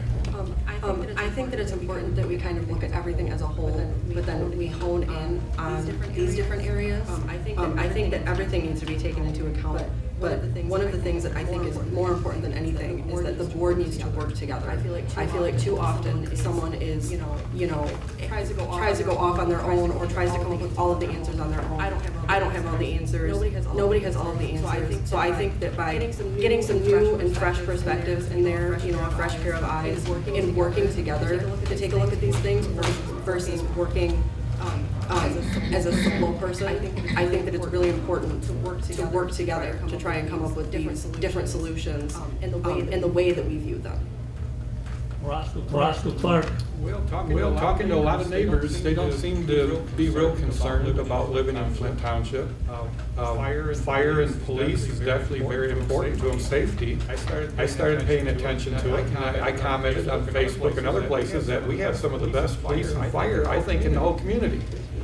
But on the other side, I said, wow, here's a little car bumper accident, and I see fire trucks and rescue units, and like 12, 15 different people there. So that caught my attention, just personally. It seemed like there's a lot of response. Maybe some areas could be looked at and trimmed.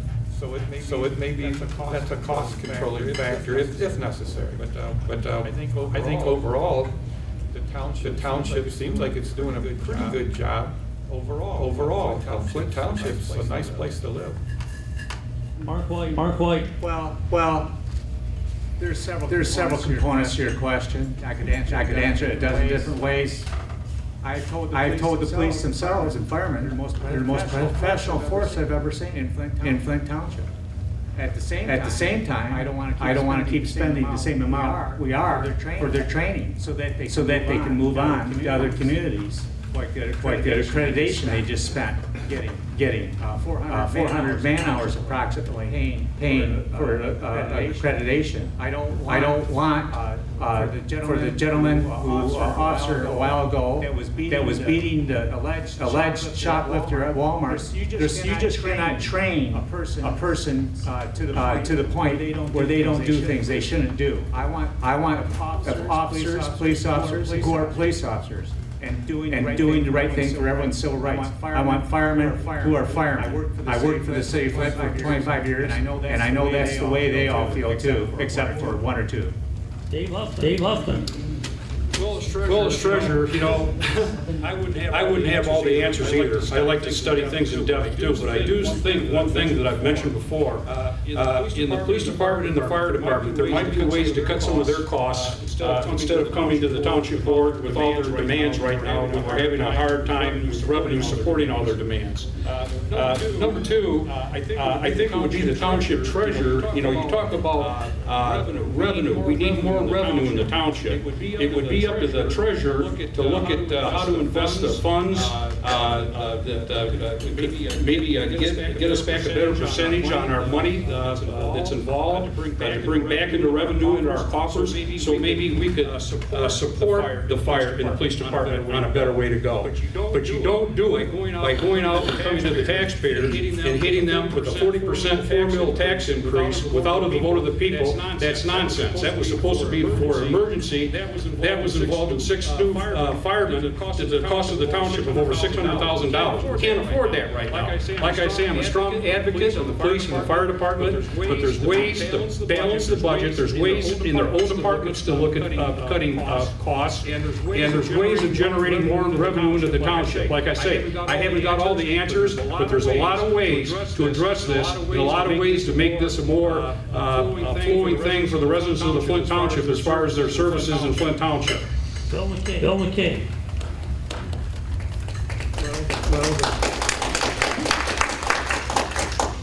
I only said well. You did it very nicely.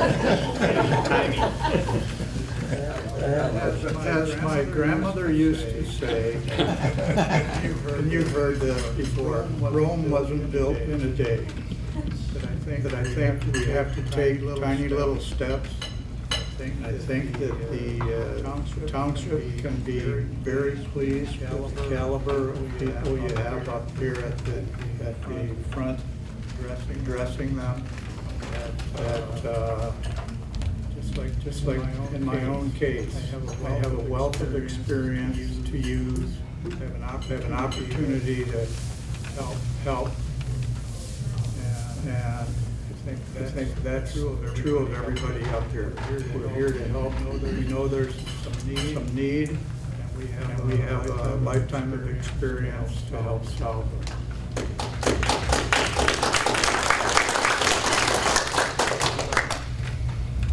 The only thing I'd like to offer a suggestion, I think changing the name is important. The city of Flint did steal the name years ago, but more importantly, the city of Flint has stole the integrity of the name. With their annex that they do on a weekly basis, with the water crisis, and I'm fortunate I get to travel a lot, and there's nobody. When I mention, because when I'm asked, where do you live, I tell them Flint. I could say Flint Township, I could say Flushing, I could say something else, but they say it's Flint. And I really feel that a new name would create a brand new Genesis, a brand new horizon for this particular community. One zip code. I believe from a real estate standpoint, it would increase it drastically. A name is very, very important. I also think that from an insurance standpoint, why in the world should the residents of Flint Township have to pay for the crisis and the burning of houses and businesses, the crime of Flint? But trust me, you're receiving those benefits, you're receiving those penalties every single day because of it. But more importantly, I take a look at a business, a franchise that's coming into the area, and they say, well, where are you thinking about going?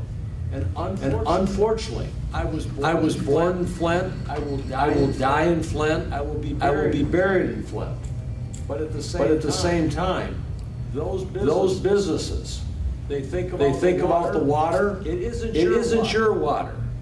It's their water. But it's preventing you from successes. When we talk about again the insurance on your homes, the insurance on your cars, the security of people. From my particular standpoint, government has two important elements. One is to make us feel safe. How many people feel safe in Flint? They feel safe in Flint Township. It's a completely different attitude. You were admired when Miller Road, when Corona Road, when Linden Road, they're absolutely beautiful. Take your hat off. And the homes and the subdivisions, fabulous. Flint Township. Why did they become fabulous? Because people left Flint. I left Flint. I moved to Flushing. I would have been glad to move to Flint Township. I really think, as far as the name goes, and as far as whatever the cost is, to change and to have a beautiful logo, and to create stationery. and have entrance sections that say, and I sit and visualize oak leaves. And I sit there and look at oak nuts. And I just think of the prestige of it. I mean, a class. There's women in the room that carry a purse.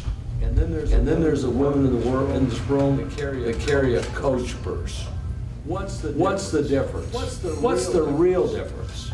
The name. I'm in the automobile industry, and the name of a car.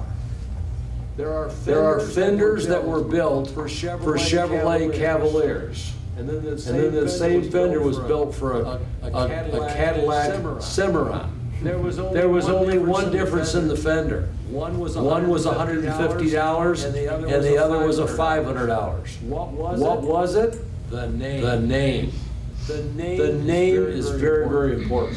So I say to you that if you have the opportunity to serve, I say that the single most important thing that you can do to give a kickstart to Flint Township is to change that name and have one zip code. And you talk about the money. I think the savings in insurance in car and the savings insurance in insuring your home and business will overshadow any other dollars that you're talking about.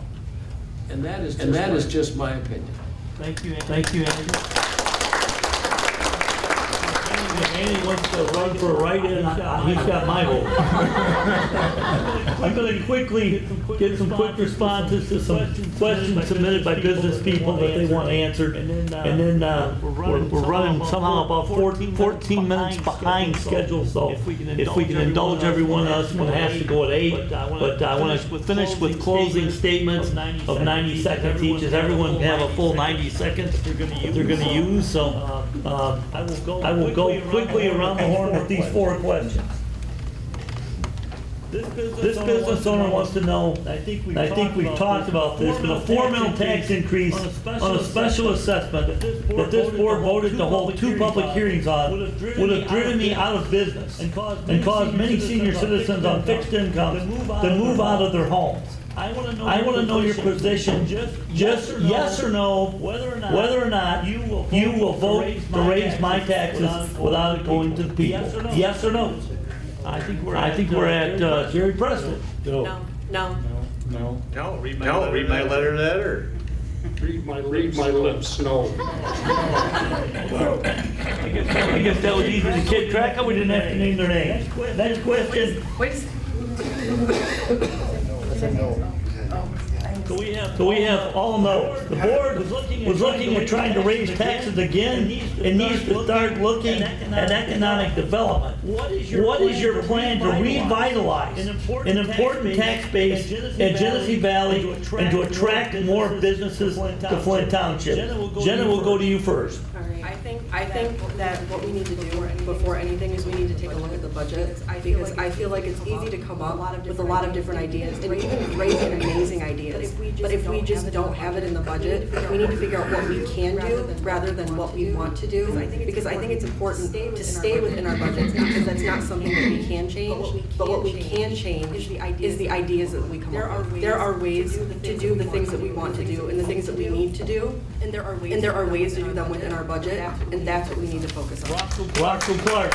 I went through and talked to a lot of store owners to get an understanding what's going on the inside, and they suggested that it was an ownership management problem, and some of the mistakes, as mentioned earlier, is a lack of security that created a dangerous compression environment. So I'm not sure if the township can do anything major there, but it'd be nice if these owners would communicate with the township. So far, attempts have been made, and they haven't seemed very cooperative. So that's an issue. I believe the Genesee Valley Mall is the heart of Flint Township, and we need to figure a way to get this moving in an upward direction instead of going the opposite way. Mark White. Well, Genesee Valley Mall was the heart of Flint Township. I don't know if it is anymore. Tax abatements for properties bordering the mall. The zoning commission, just like it's doing to homeowners, destroyed the mall. Strip malls. We're going to look like Telegraph, because they moved residences off of Miller Road. They moved residences out of the commercial district, and they turned them into commercial businesses. Kohl's is a major competitor of Macy's. Why isn't it in the mall? The zoning board. The zoning board has continuously enriched, and I ran ads on this years ago. The land barons who own property, bought up residential property and turned them into businesses. If you make everyone else rich along the border of the mall, why would they be in the mall if they can sit there and have their own store outside the mall? This is a zoning problem. For the last 35 years I've lived here because they enriched their friends and they own property or bought homeowners out along Miller Road and every other road around the mall. Dave Huffman. Well, I know the valley is a big eyesore. It's a big problem in the township. The only thing realistically I think we can do is reach out to potential investors that might want to come in there and turn it around to get maybe more retail in there, or to come up with some other projects. It could be apartments, it could be housing, although you have to be careful of that. You don't want to have low-income housing, because I think that would be a disaster too. But there's got to be ways to approach, and I think this goes back to a professional person, an economic developer, a professional. We've talked about this lifetime position of somebody that's got a job right now. It seems like they're not quite doing the job. We need a professional to come in here and start talking to businesses and lay down the groundwork that Flint Township is a great place to do business, and be very professional and retroactive, and be on people and be soliciting this to bring in new business into Flint Township. And besides that, my job as treasurer, trying to create other revenue, being fair, and having Flint Township a good place to do business. That's all part of it too. So that's my responsibility there too. But there's been a lot of great comments. We have to watch our budget, but I think it's time for some new thinking to reach out to these businesses or potential business people to come in and do a great job for Flint Township. Bill McKay. I heard the answer right at the end of that statement Mr. Huffman made, that involved thinking. That common sense takes a role, and the township has an opportunity to do some things. They can't do everything to attract businesses to the mall, except some kind of tax abatement. That if there was a temporary thing where you could reduce taxes for a new business that came to a mall for 1 year, and then it's over, we help them get started. It's got to be some creative thinking that can help move projects like that forward, even for the total mall. Somehow I think they would do better if they surface coated the parking lot and took care of it. It's a mess. Don Wright. I think it's a two-way street. Everybody's talking about taxes within here. Of course, we know that there's a lot of taxes. How about the landlord and the rent? A few years ago, I was interested in putting in a gift shop. I need a smaller cubicle, $5,000. I looked at it and I said, I don't want to rent after a quarter here now. That's where this little piece of hole here. The rent is outrageous, so they got to have some breaks when these people come down there. Give them have time to get on their feet. True, taxes could be looked at too, but you got to be able to work both ways. The landlord's got to come in. You have to beat him in order to rent these places. That's $1,000 for you. For now, you can keep people in there. So I think in the long run, everybody started working together and trying to put some things together for Flint Township as far as the Genesee Valley and bringing new businesses. I think that's an asset to the whole township. Jerry Preston. As some of you know, I work in Birch Run, and Birch Run is known as the mall community. It started with the mall. Mr. Susky helped make a lot of that happen way back when. But so I know a little bit about good managed malls, and because Simon Corporation, Nanmar owns Fashion Square Mall and owns the Flint Mall. They have a track record too, and it's not the right track record. There are those malls that have been rebuilt with upscale housing, upscale boutique shopping, all put together as a big residential community. And we can go and talk to somebody that would develop that. Will they come to Flint Township, or would they come to Oak Hills? I think they'd come to Oak Hills. Good point. This business owner wants a very brief explanation. He says, have you ever owned a business like me? And what qualifies you to serve on the township board to handle a multi-million-dollar budget? Roscoe Clark, you first. Well, I was fortunate to graduate Swords Creek High School, lived in Flint Township, and at age 19, I got my state of Michigan builder's license. And being in the building industry, you have a lot of responsibility, a lot to learn. And to stay in that business for all those years, it means you're doing something right. Using that experience and knowledge would easily fall into the area of the clerk's office and a voting member on the board. I have good business common sense. Mark White. Handle a multi-million dollar business. We're not a business. We're the government. There's a difference. This is not a for-profit. We're not supposed to be profiting off the people. We're not supposed to be over-assessing the mall, which they did all for decades, where they had 15 or so owners in the last 20 years, using it as a cash cow to support all Flint Township, driving it into the ground. It was destined to do it. The government is supposed to promote the people and the welfare of the people, not tax it to death, where no one can improve their home. They don't have the money to do it, just so they can enrich themselves. That's what's happened in the mall. And I want to remind everyone, it is private property. I do not want government involving itself like at the mega site, where private property is being subsidized by Flint Township tax dollars and homeowners.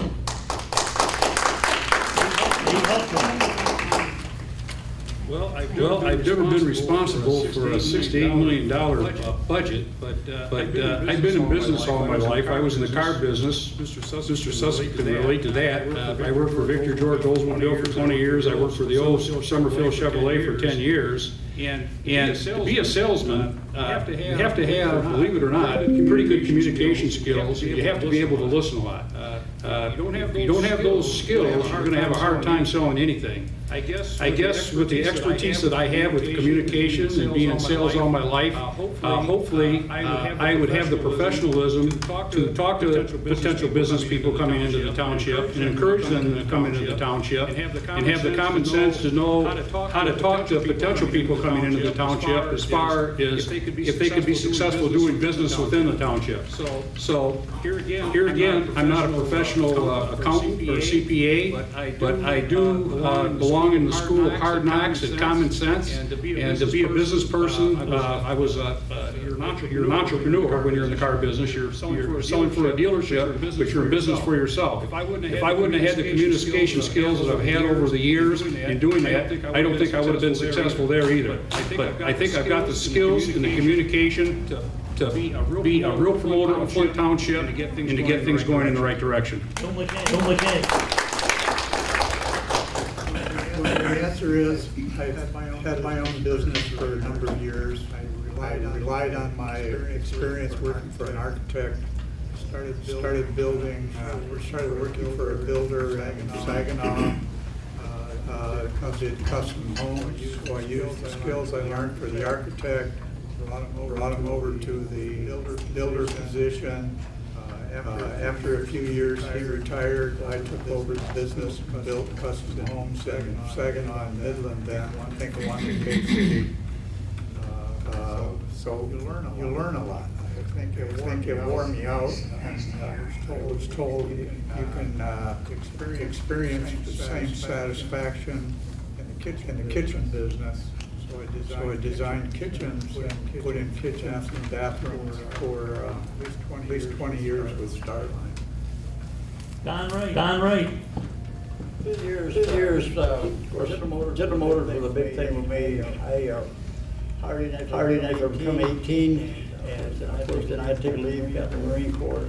But I learned an awful lot about dealing with the unions and what have you, General Motors. I was in the material department, one of the events I was still running today. We're given a certain budget to work with, we're making help with what we've got. You're dealing with union standards, so you gotta keep within the guidelines of that. And I feel like I've had a real help as far as putting together a good budget and learning to work within it. In the last, after I got through with General Motors, it still wasn't done. I went to, believe it or not, Patsy Lou Williams. Now, if you work with Don Williams, then you can do a lot because it's a great experience. Don had me in charge of the parts manager, and I've been in management roles all of my life. Still working at the hospital, raring to go, looking forward to your vote. I've got a lot more gray hair than most of you have, so that means I've done a lot of things in my life. I've done a lot of consulting work, and in fact, it's varied from consulting for a Dow company in Quincy, Illinois, to sell to Kmart, Walmart to get their product up and becoming a national company. Working for the King of Jordan to consult with them on their tourism consulting activities, because the King had legislated that tourism would become the #1 business in 5 years, and the government would take a secondary position. They would have private industry lead the activity, the government would support it. So I worked with everybody from tour guides to hotel operators to airlines to what have you in Jordan, and those are all very big businesses. So I think I can understand the situation of large business and be happy to work with them. Jenna. So I don't have business experience, but what I do have is an ability to speak and to learn, which I think is incredibly important. I will never do something that I don't completely understand, and I will never back something that I haven't researched or looked into, because I think it's important to be able to back up your decisions with facts, even if it means taking the extra time to look into them or to speak to whoever it is that you need to talk to or need to learn from. I think it's very important to be able to understand what you're actually doing.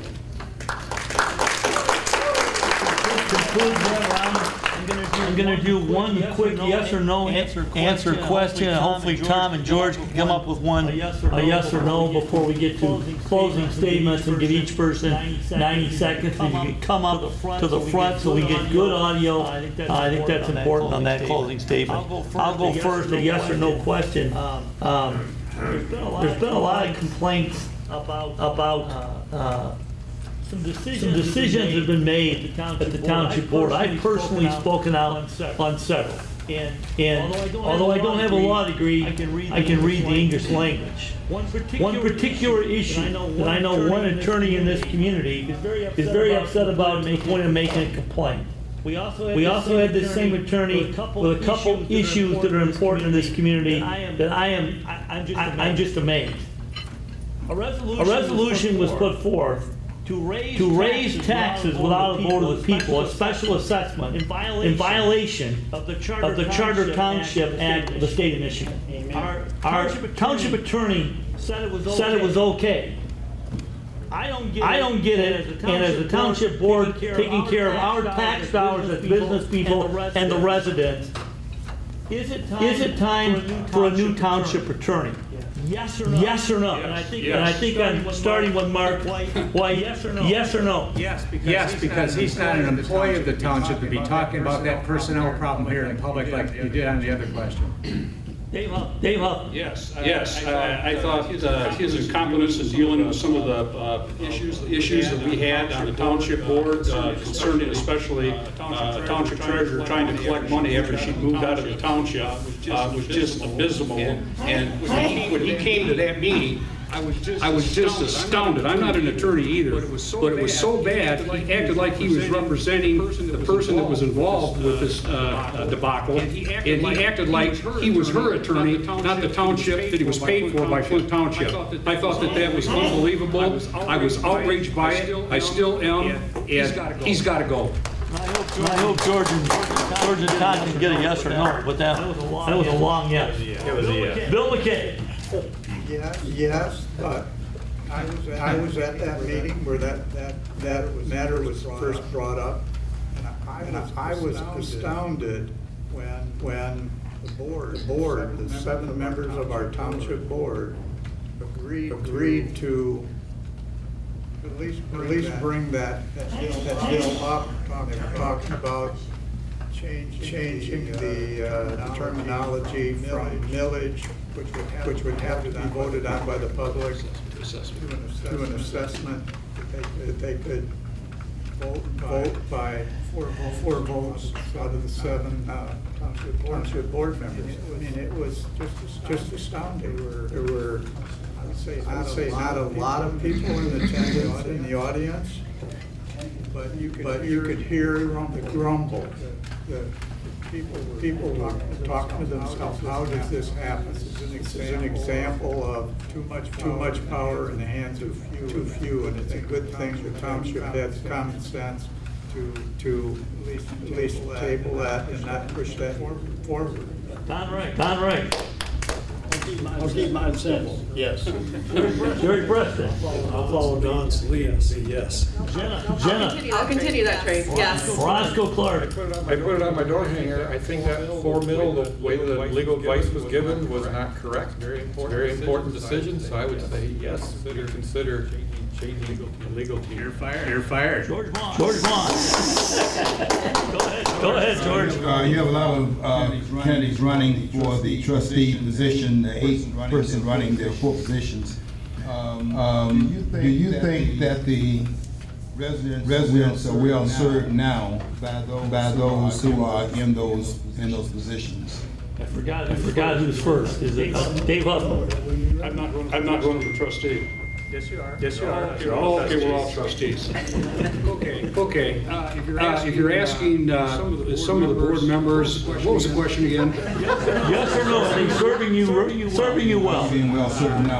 I believe a couple of them are serving us well. I believe there was 2 or 3 of them that didn't even know they were township trustees. Don't get. I think that part of me would say that it's okay the way it is. And the other thought is you have 4 trustees and you have 3 employed positions by the township supervisor being 1, treasurer and clerk. And then you have 4 people who are outside the operation, day-to-day operation of the business of the township. So I think maybe that could be tweaked a little bit, be helpful. Don Wright. I feel that the attendance of a full-time elected official is very important. You see that lack every day on everything there. I mean, nothing in the book that says you gotta have a certain amount of hours or what have you. The point is, if you dedicate, I like to look back, my wife was treasurer there. She lived in that place, but you see the job she done. And I'll be a carryover from that. But to answer your question, I think we could all step up to the plate a little bit stronger and become a better asset to the community. Jerry Preston.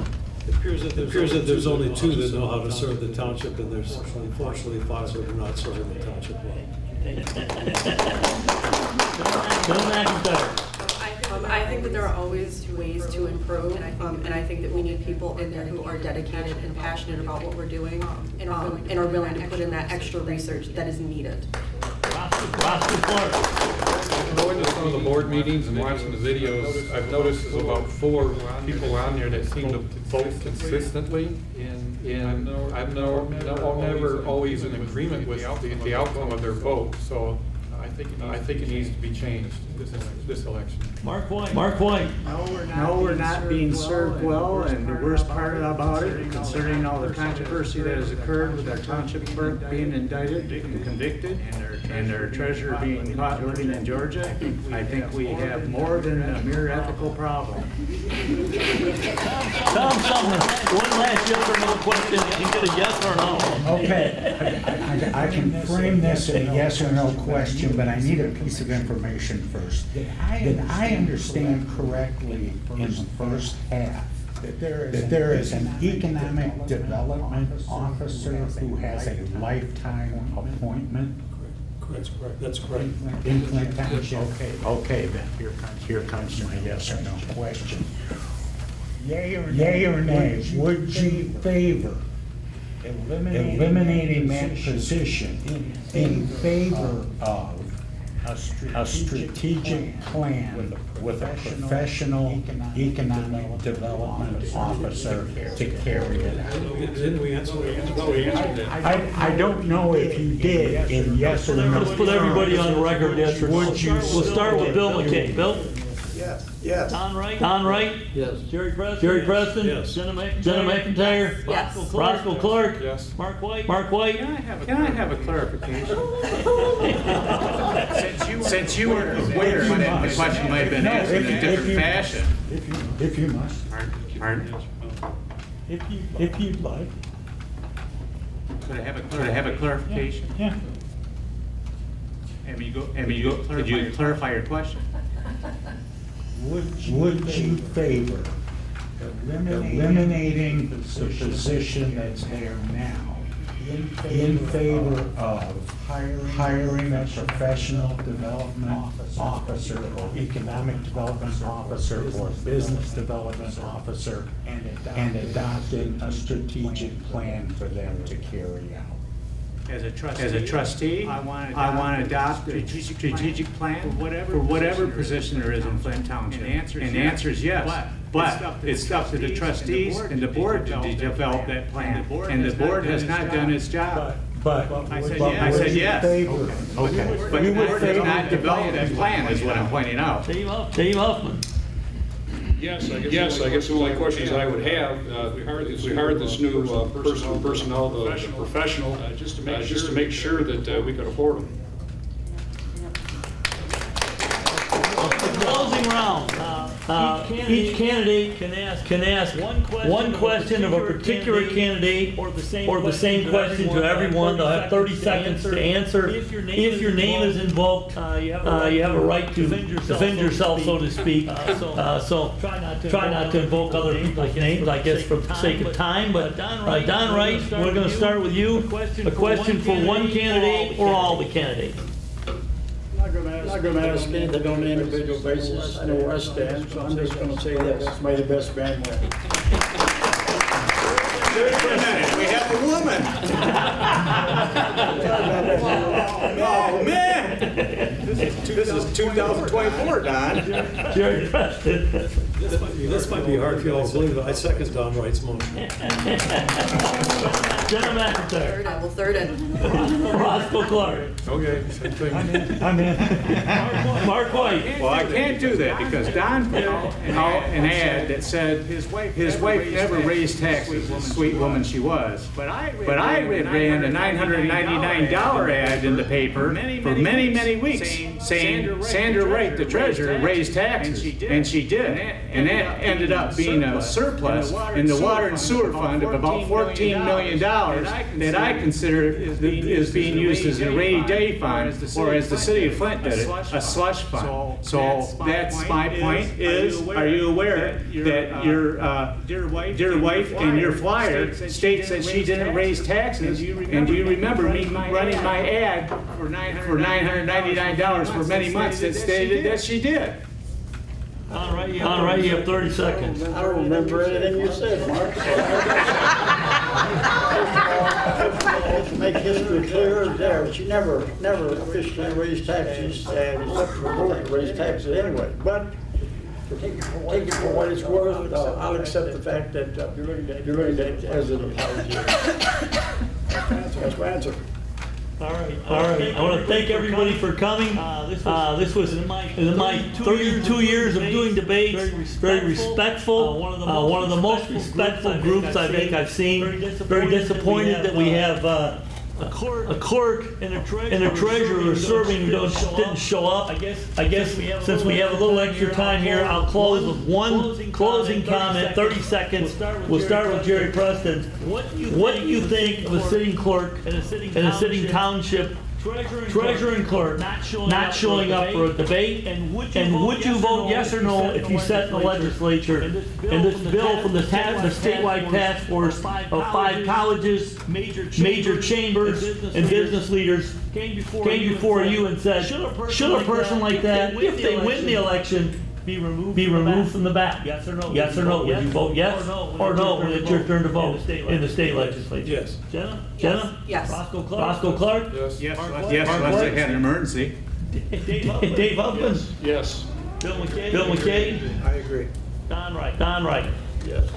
George Tom, any closing second? We got about 6 minutes. Nobody had the ability to say maybe. Tom? Mike, I had a question.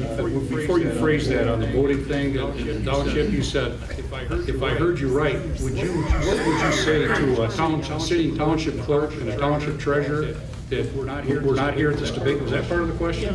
Yeah, that's a good, I'd like to hear everybody's. Yeah, well, I want to comment on that. I really want to comment on it. I think you hear about elitism in politics, and you hear about shutting the people out in politics, and you hear about own personal agendas in politics. I think this is a perfect example for not having the decency to appear before the constituents and business people and people who run the government that pay their salaries to not to be here. I think it's a disgrace.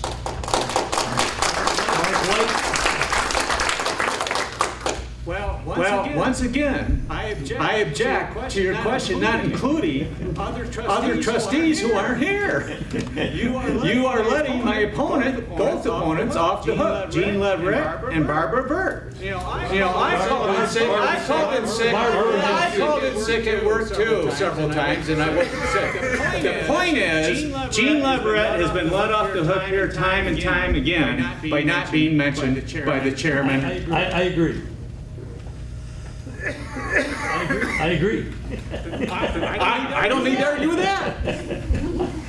I agree. Jerry Preston. Well, I just make a quick comment on that.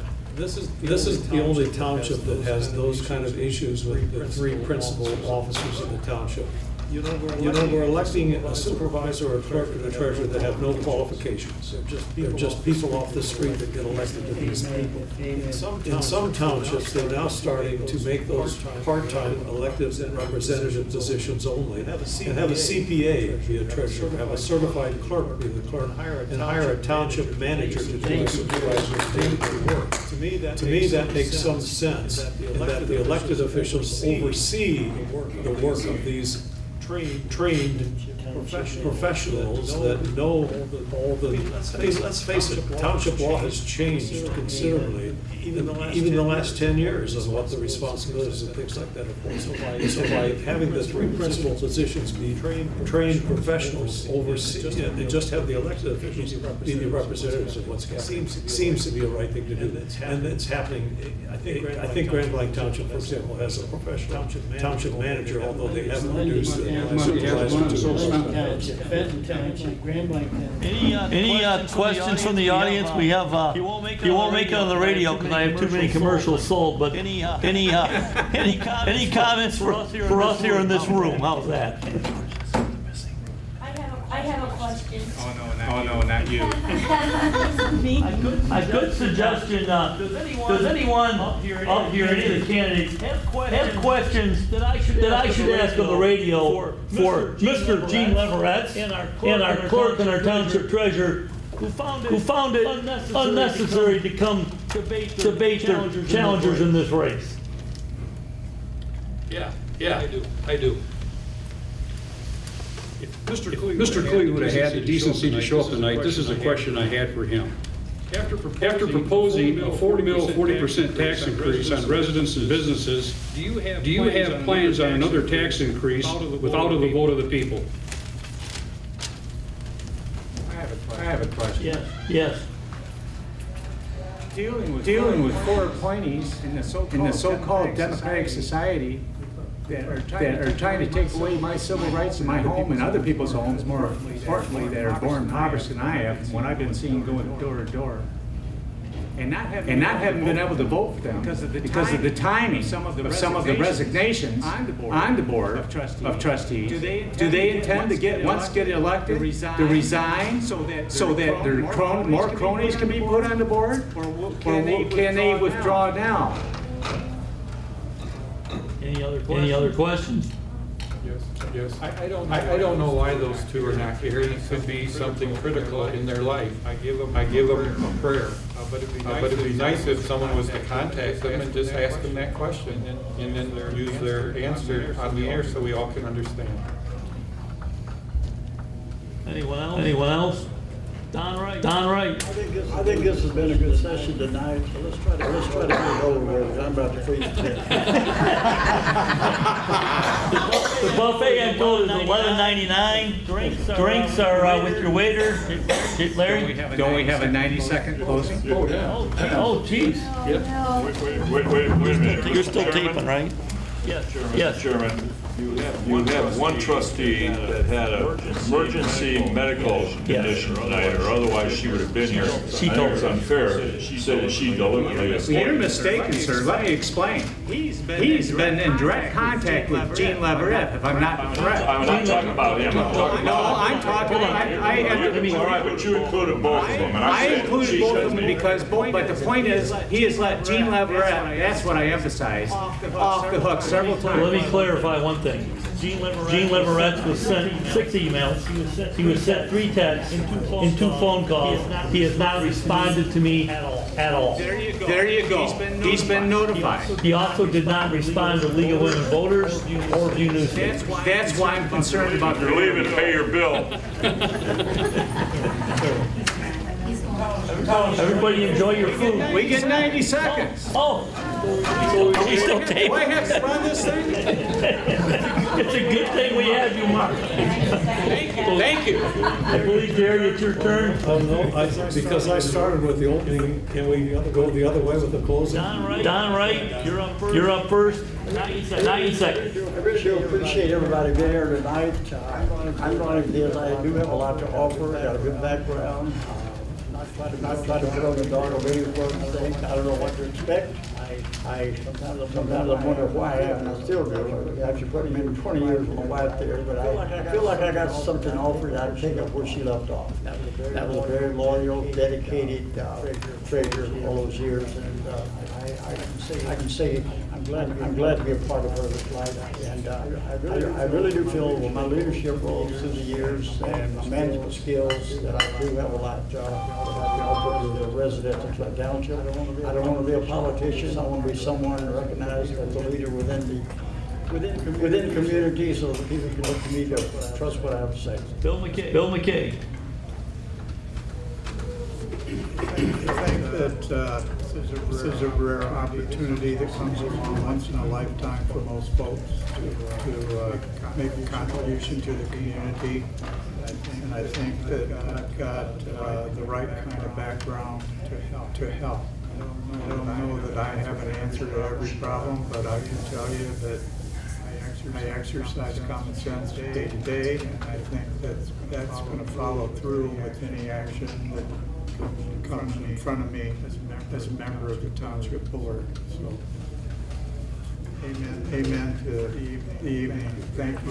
Dave Hoffman. I want to thank you, Mike, for having this debate. I think it was a wonderful thing for business people, the residents, to come out and hear our views, like what we'd like to do if elected. My closing statement is this. If elected, I will help Flint Township forward by working with fellow board members in their efforts to provide professional integrity and to provide government of and for the people of Flint Township. Given that, I want to thank you for your consideration and considering me in the August 6th primary. Thank you very much. Mark Boyd. As a City of Flint retiree, I saw 25 years of corruption when I worked for the City of Flint. People not being there when they should be there, not giving a shit about anybody else. I was offered to buy land around Autoworld before anyone knew there was going to be an Autoworld. Very cheaply. That has occurred in Flint Township for the 35 years I've been here. We need a zoning board with integrity. And we also need to hold our township officials accountable. It's not my fault, John Gleason, et cetera, changed the recall law to where it's very difficult to recall an elected official. But as an elected official, I will have the utmost integrity. First of all, I have spent the test. I cannot be bought. I used to go out and turn people's water off for non-payment. I got offered everything. I did my job for my city then, my home, and I'll do my job for my new home here. But by the way, since I mentioned it, I'm against us being a city and creepy with city managers towards being a city. Roscoe Clark. Well, if elected, I promise to run the clerk's office and its services to the best of my ability. Jenna McIntyre. Like we've stated, we need someone who is passionate and dedicated and willing to put in the time and research that this takes. We also need someone who is willing to learn and listen, and I'm willing to be that person. I will never do anything or make decisions on something that I don't completely understand, and I will always do what's right by the township and its residents, and I will listen to the residents and get their feedback, because I think it's important that we're all treated as equals versus the opposite. Thank you. Jerry Preston. I'm concerned about lack of common sense. Four examples of that are not approving the name change for the residents to make the decision, approving a formula tax assessment without a vote of the people. The township hired a rental inspection company which would have generated revenue for the township, and 1 month later fired them. And finally, not approving the recommendation of the Public Safety Committee to engage a professional firm to access the township's public safety services. So tonight you've had a great opportunity to learn firsthand where the candidates for the township stand on the issues. It's so important for our residents and our quality of life to do that. Thanks again to Mike, Tom, and George for being here and making the forum available for us. You now know where every candidate stands. You now know that who the common sense candidates are. I urge you to vote for the common sense candidate, which I hope I have shown includes me. I'm Jerry Preston, and I hope to earn your vote sometime between now and August 6th, that you can vote for a whole bunch of days.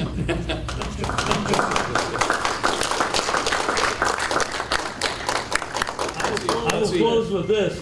Of 30-some years doing debates, tonight is the very first time ever that candidates have refused to go after each other, although Mark did go after Donald, I guess. But other than that, that was almost the first time it hadn't been for you, Mark. Thank you. Your ratings will go up. Well, that's why we do it. So good to see you, my friend. I hope I get to see you again. I will call you and let you know about our Wednesday night. Be nice for you to come and join us. Okay? It's been a long time. It's nice to see you too, my friend. I was on his station more than on yours. I'm glad to see Tom too. Tom did a good job. Are you going to see him?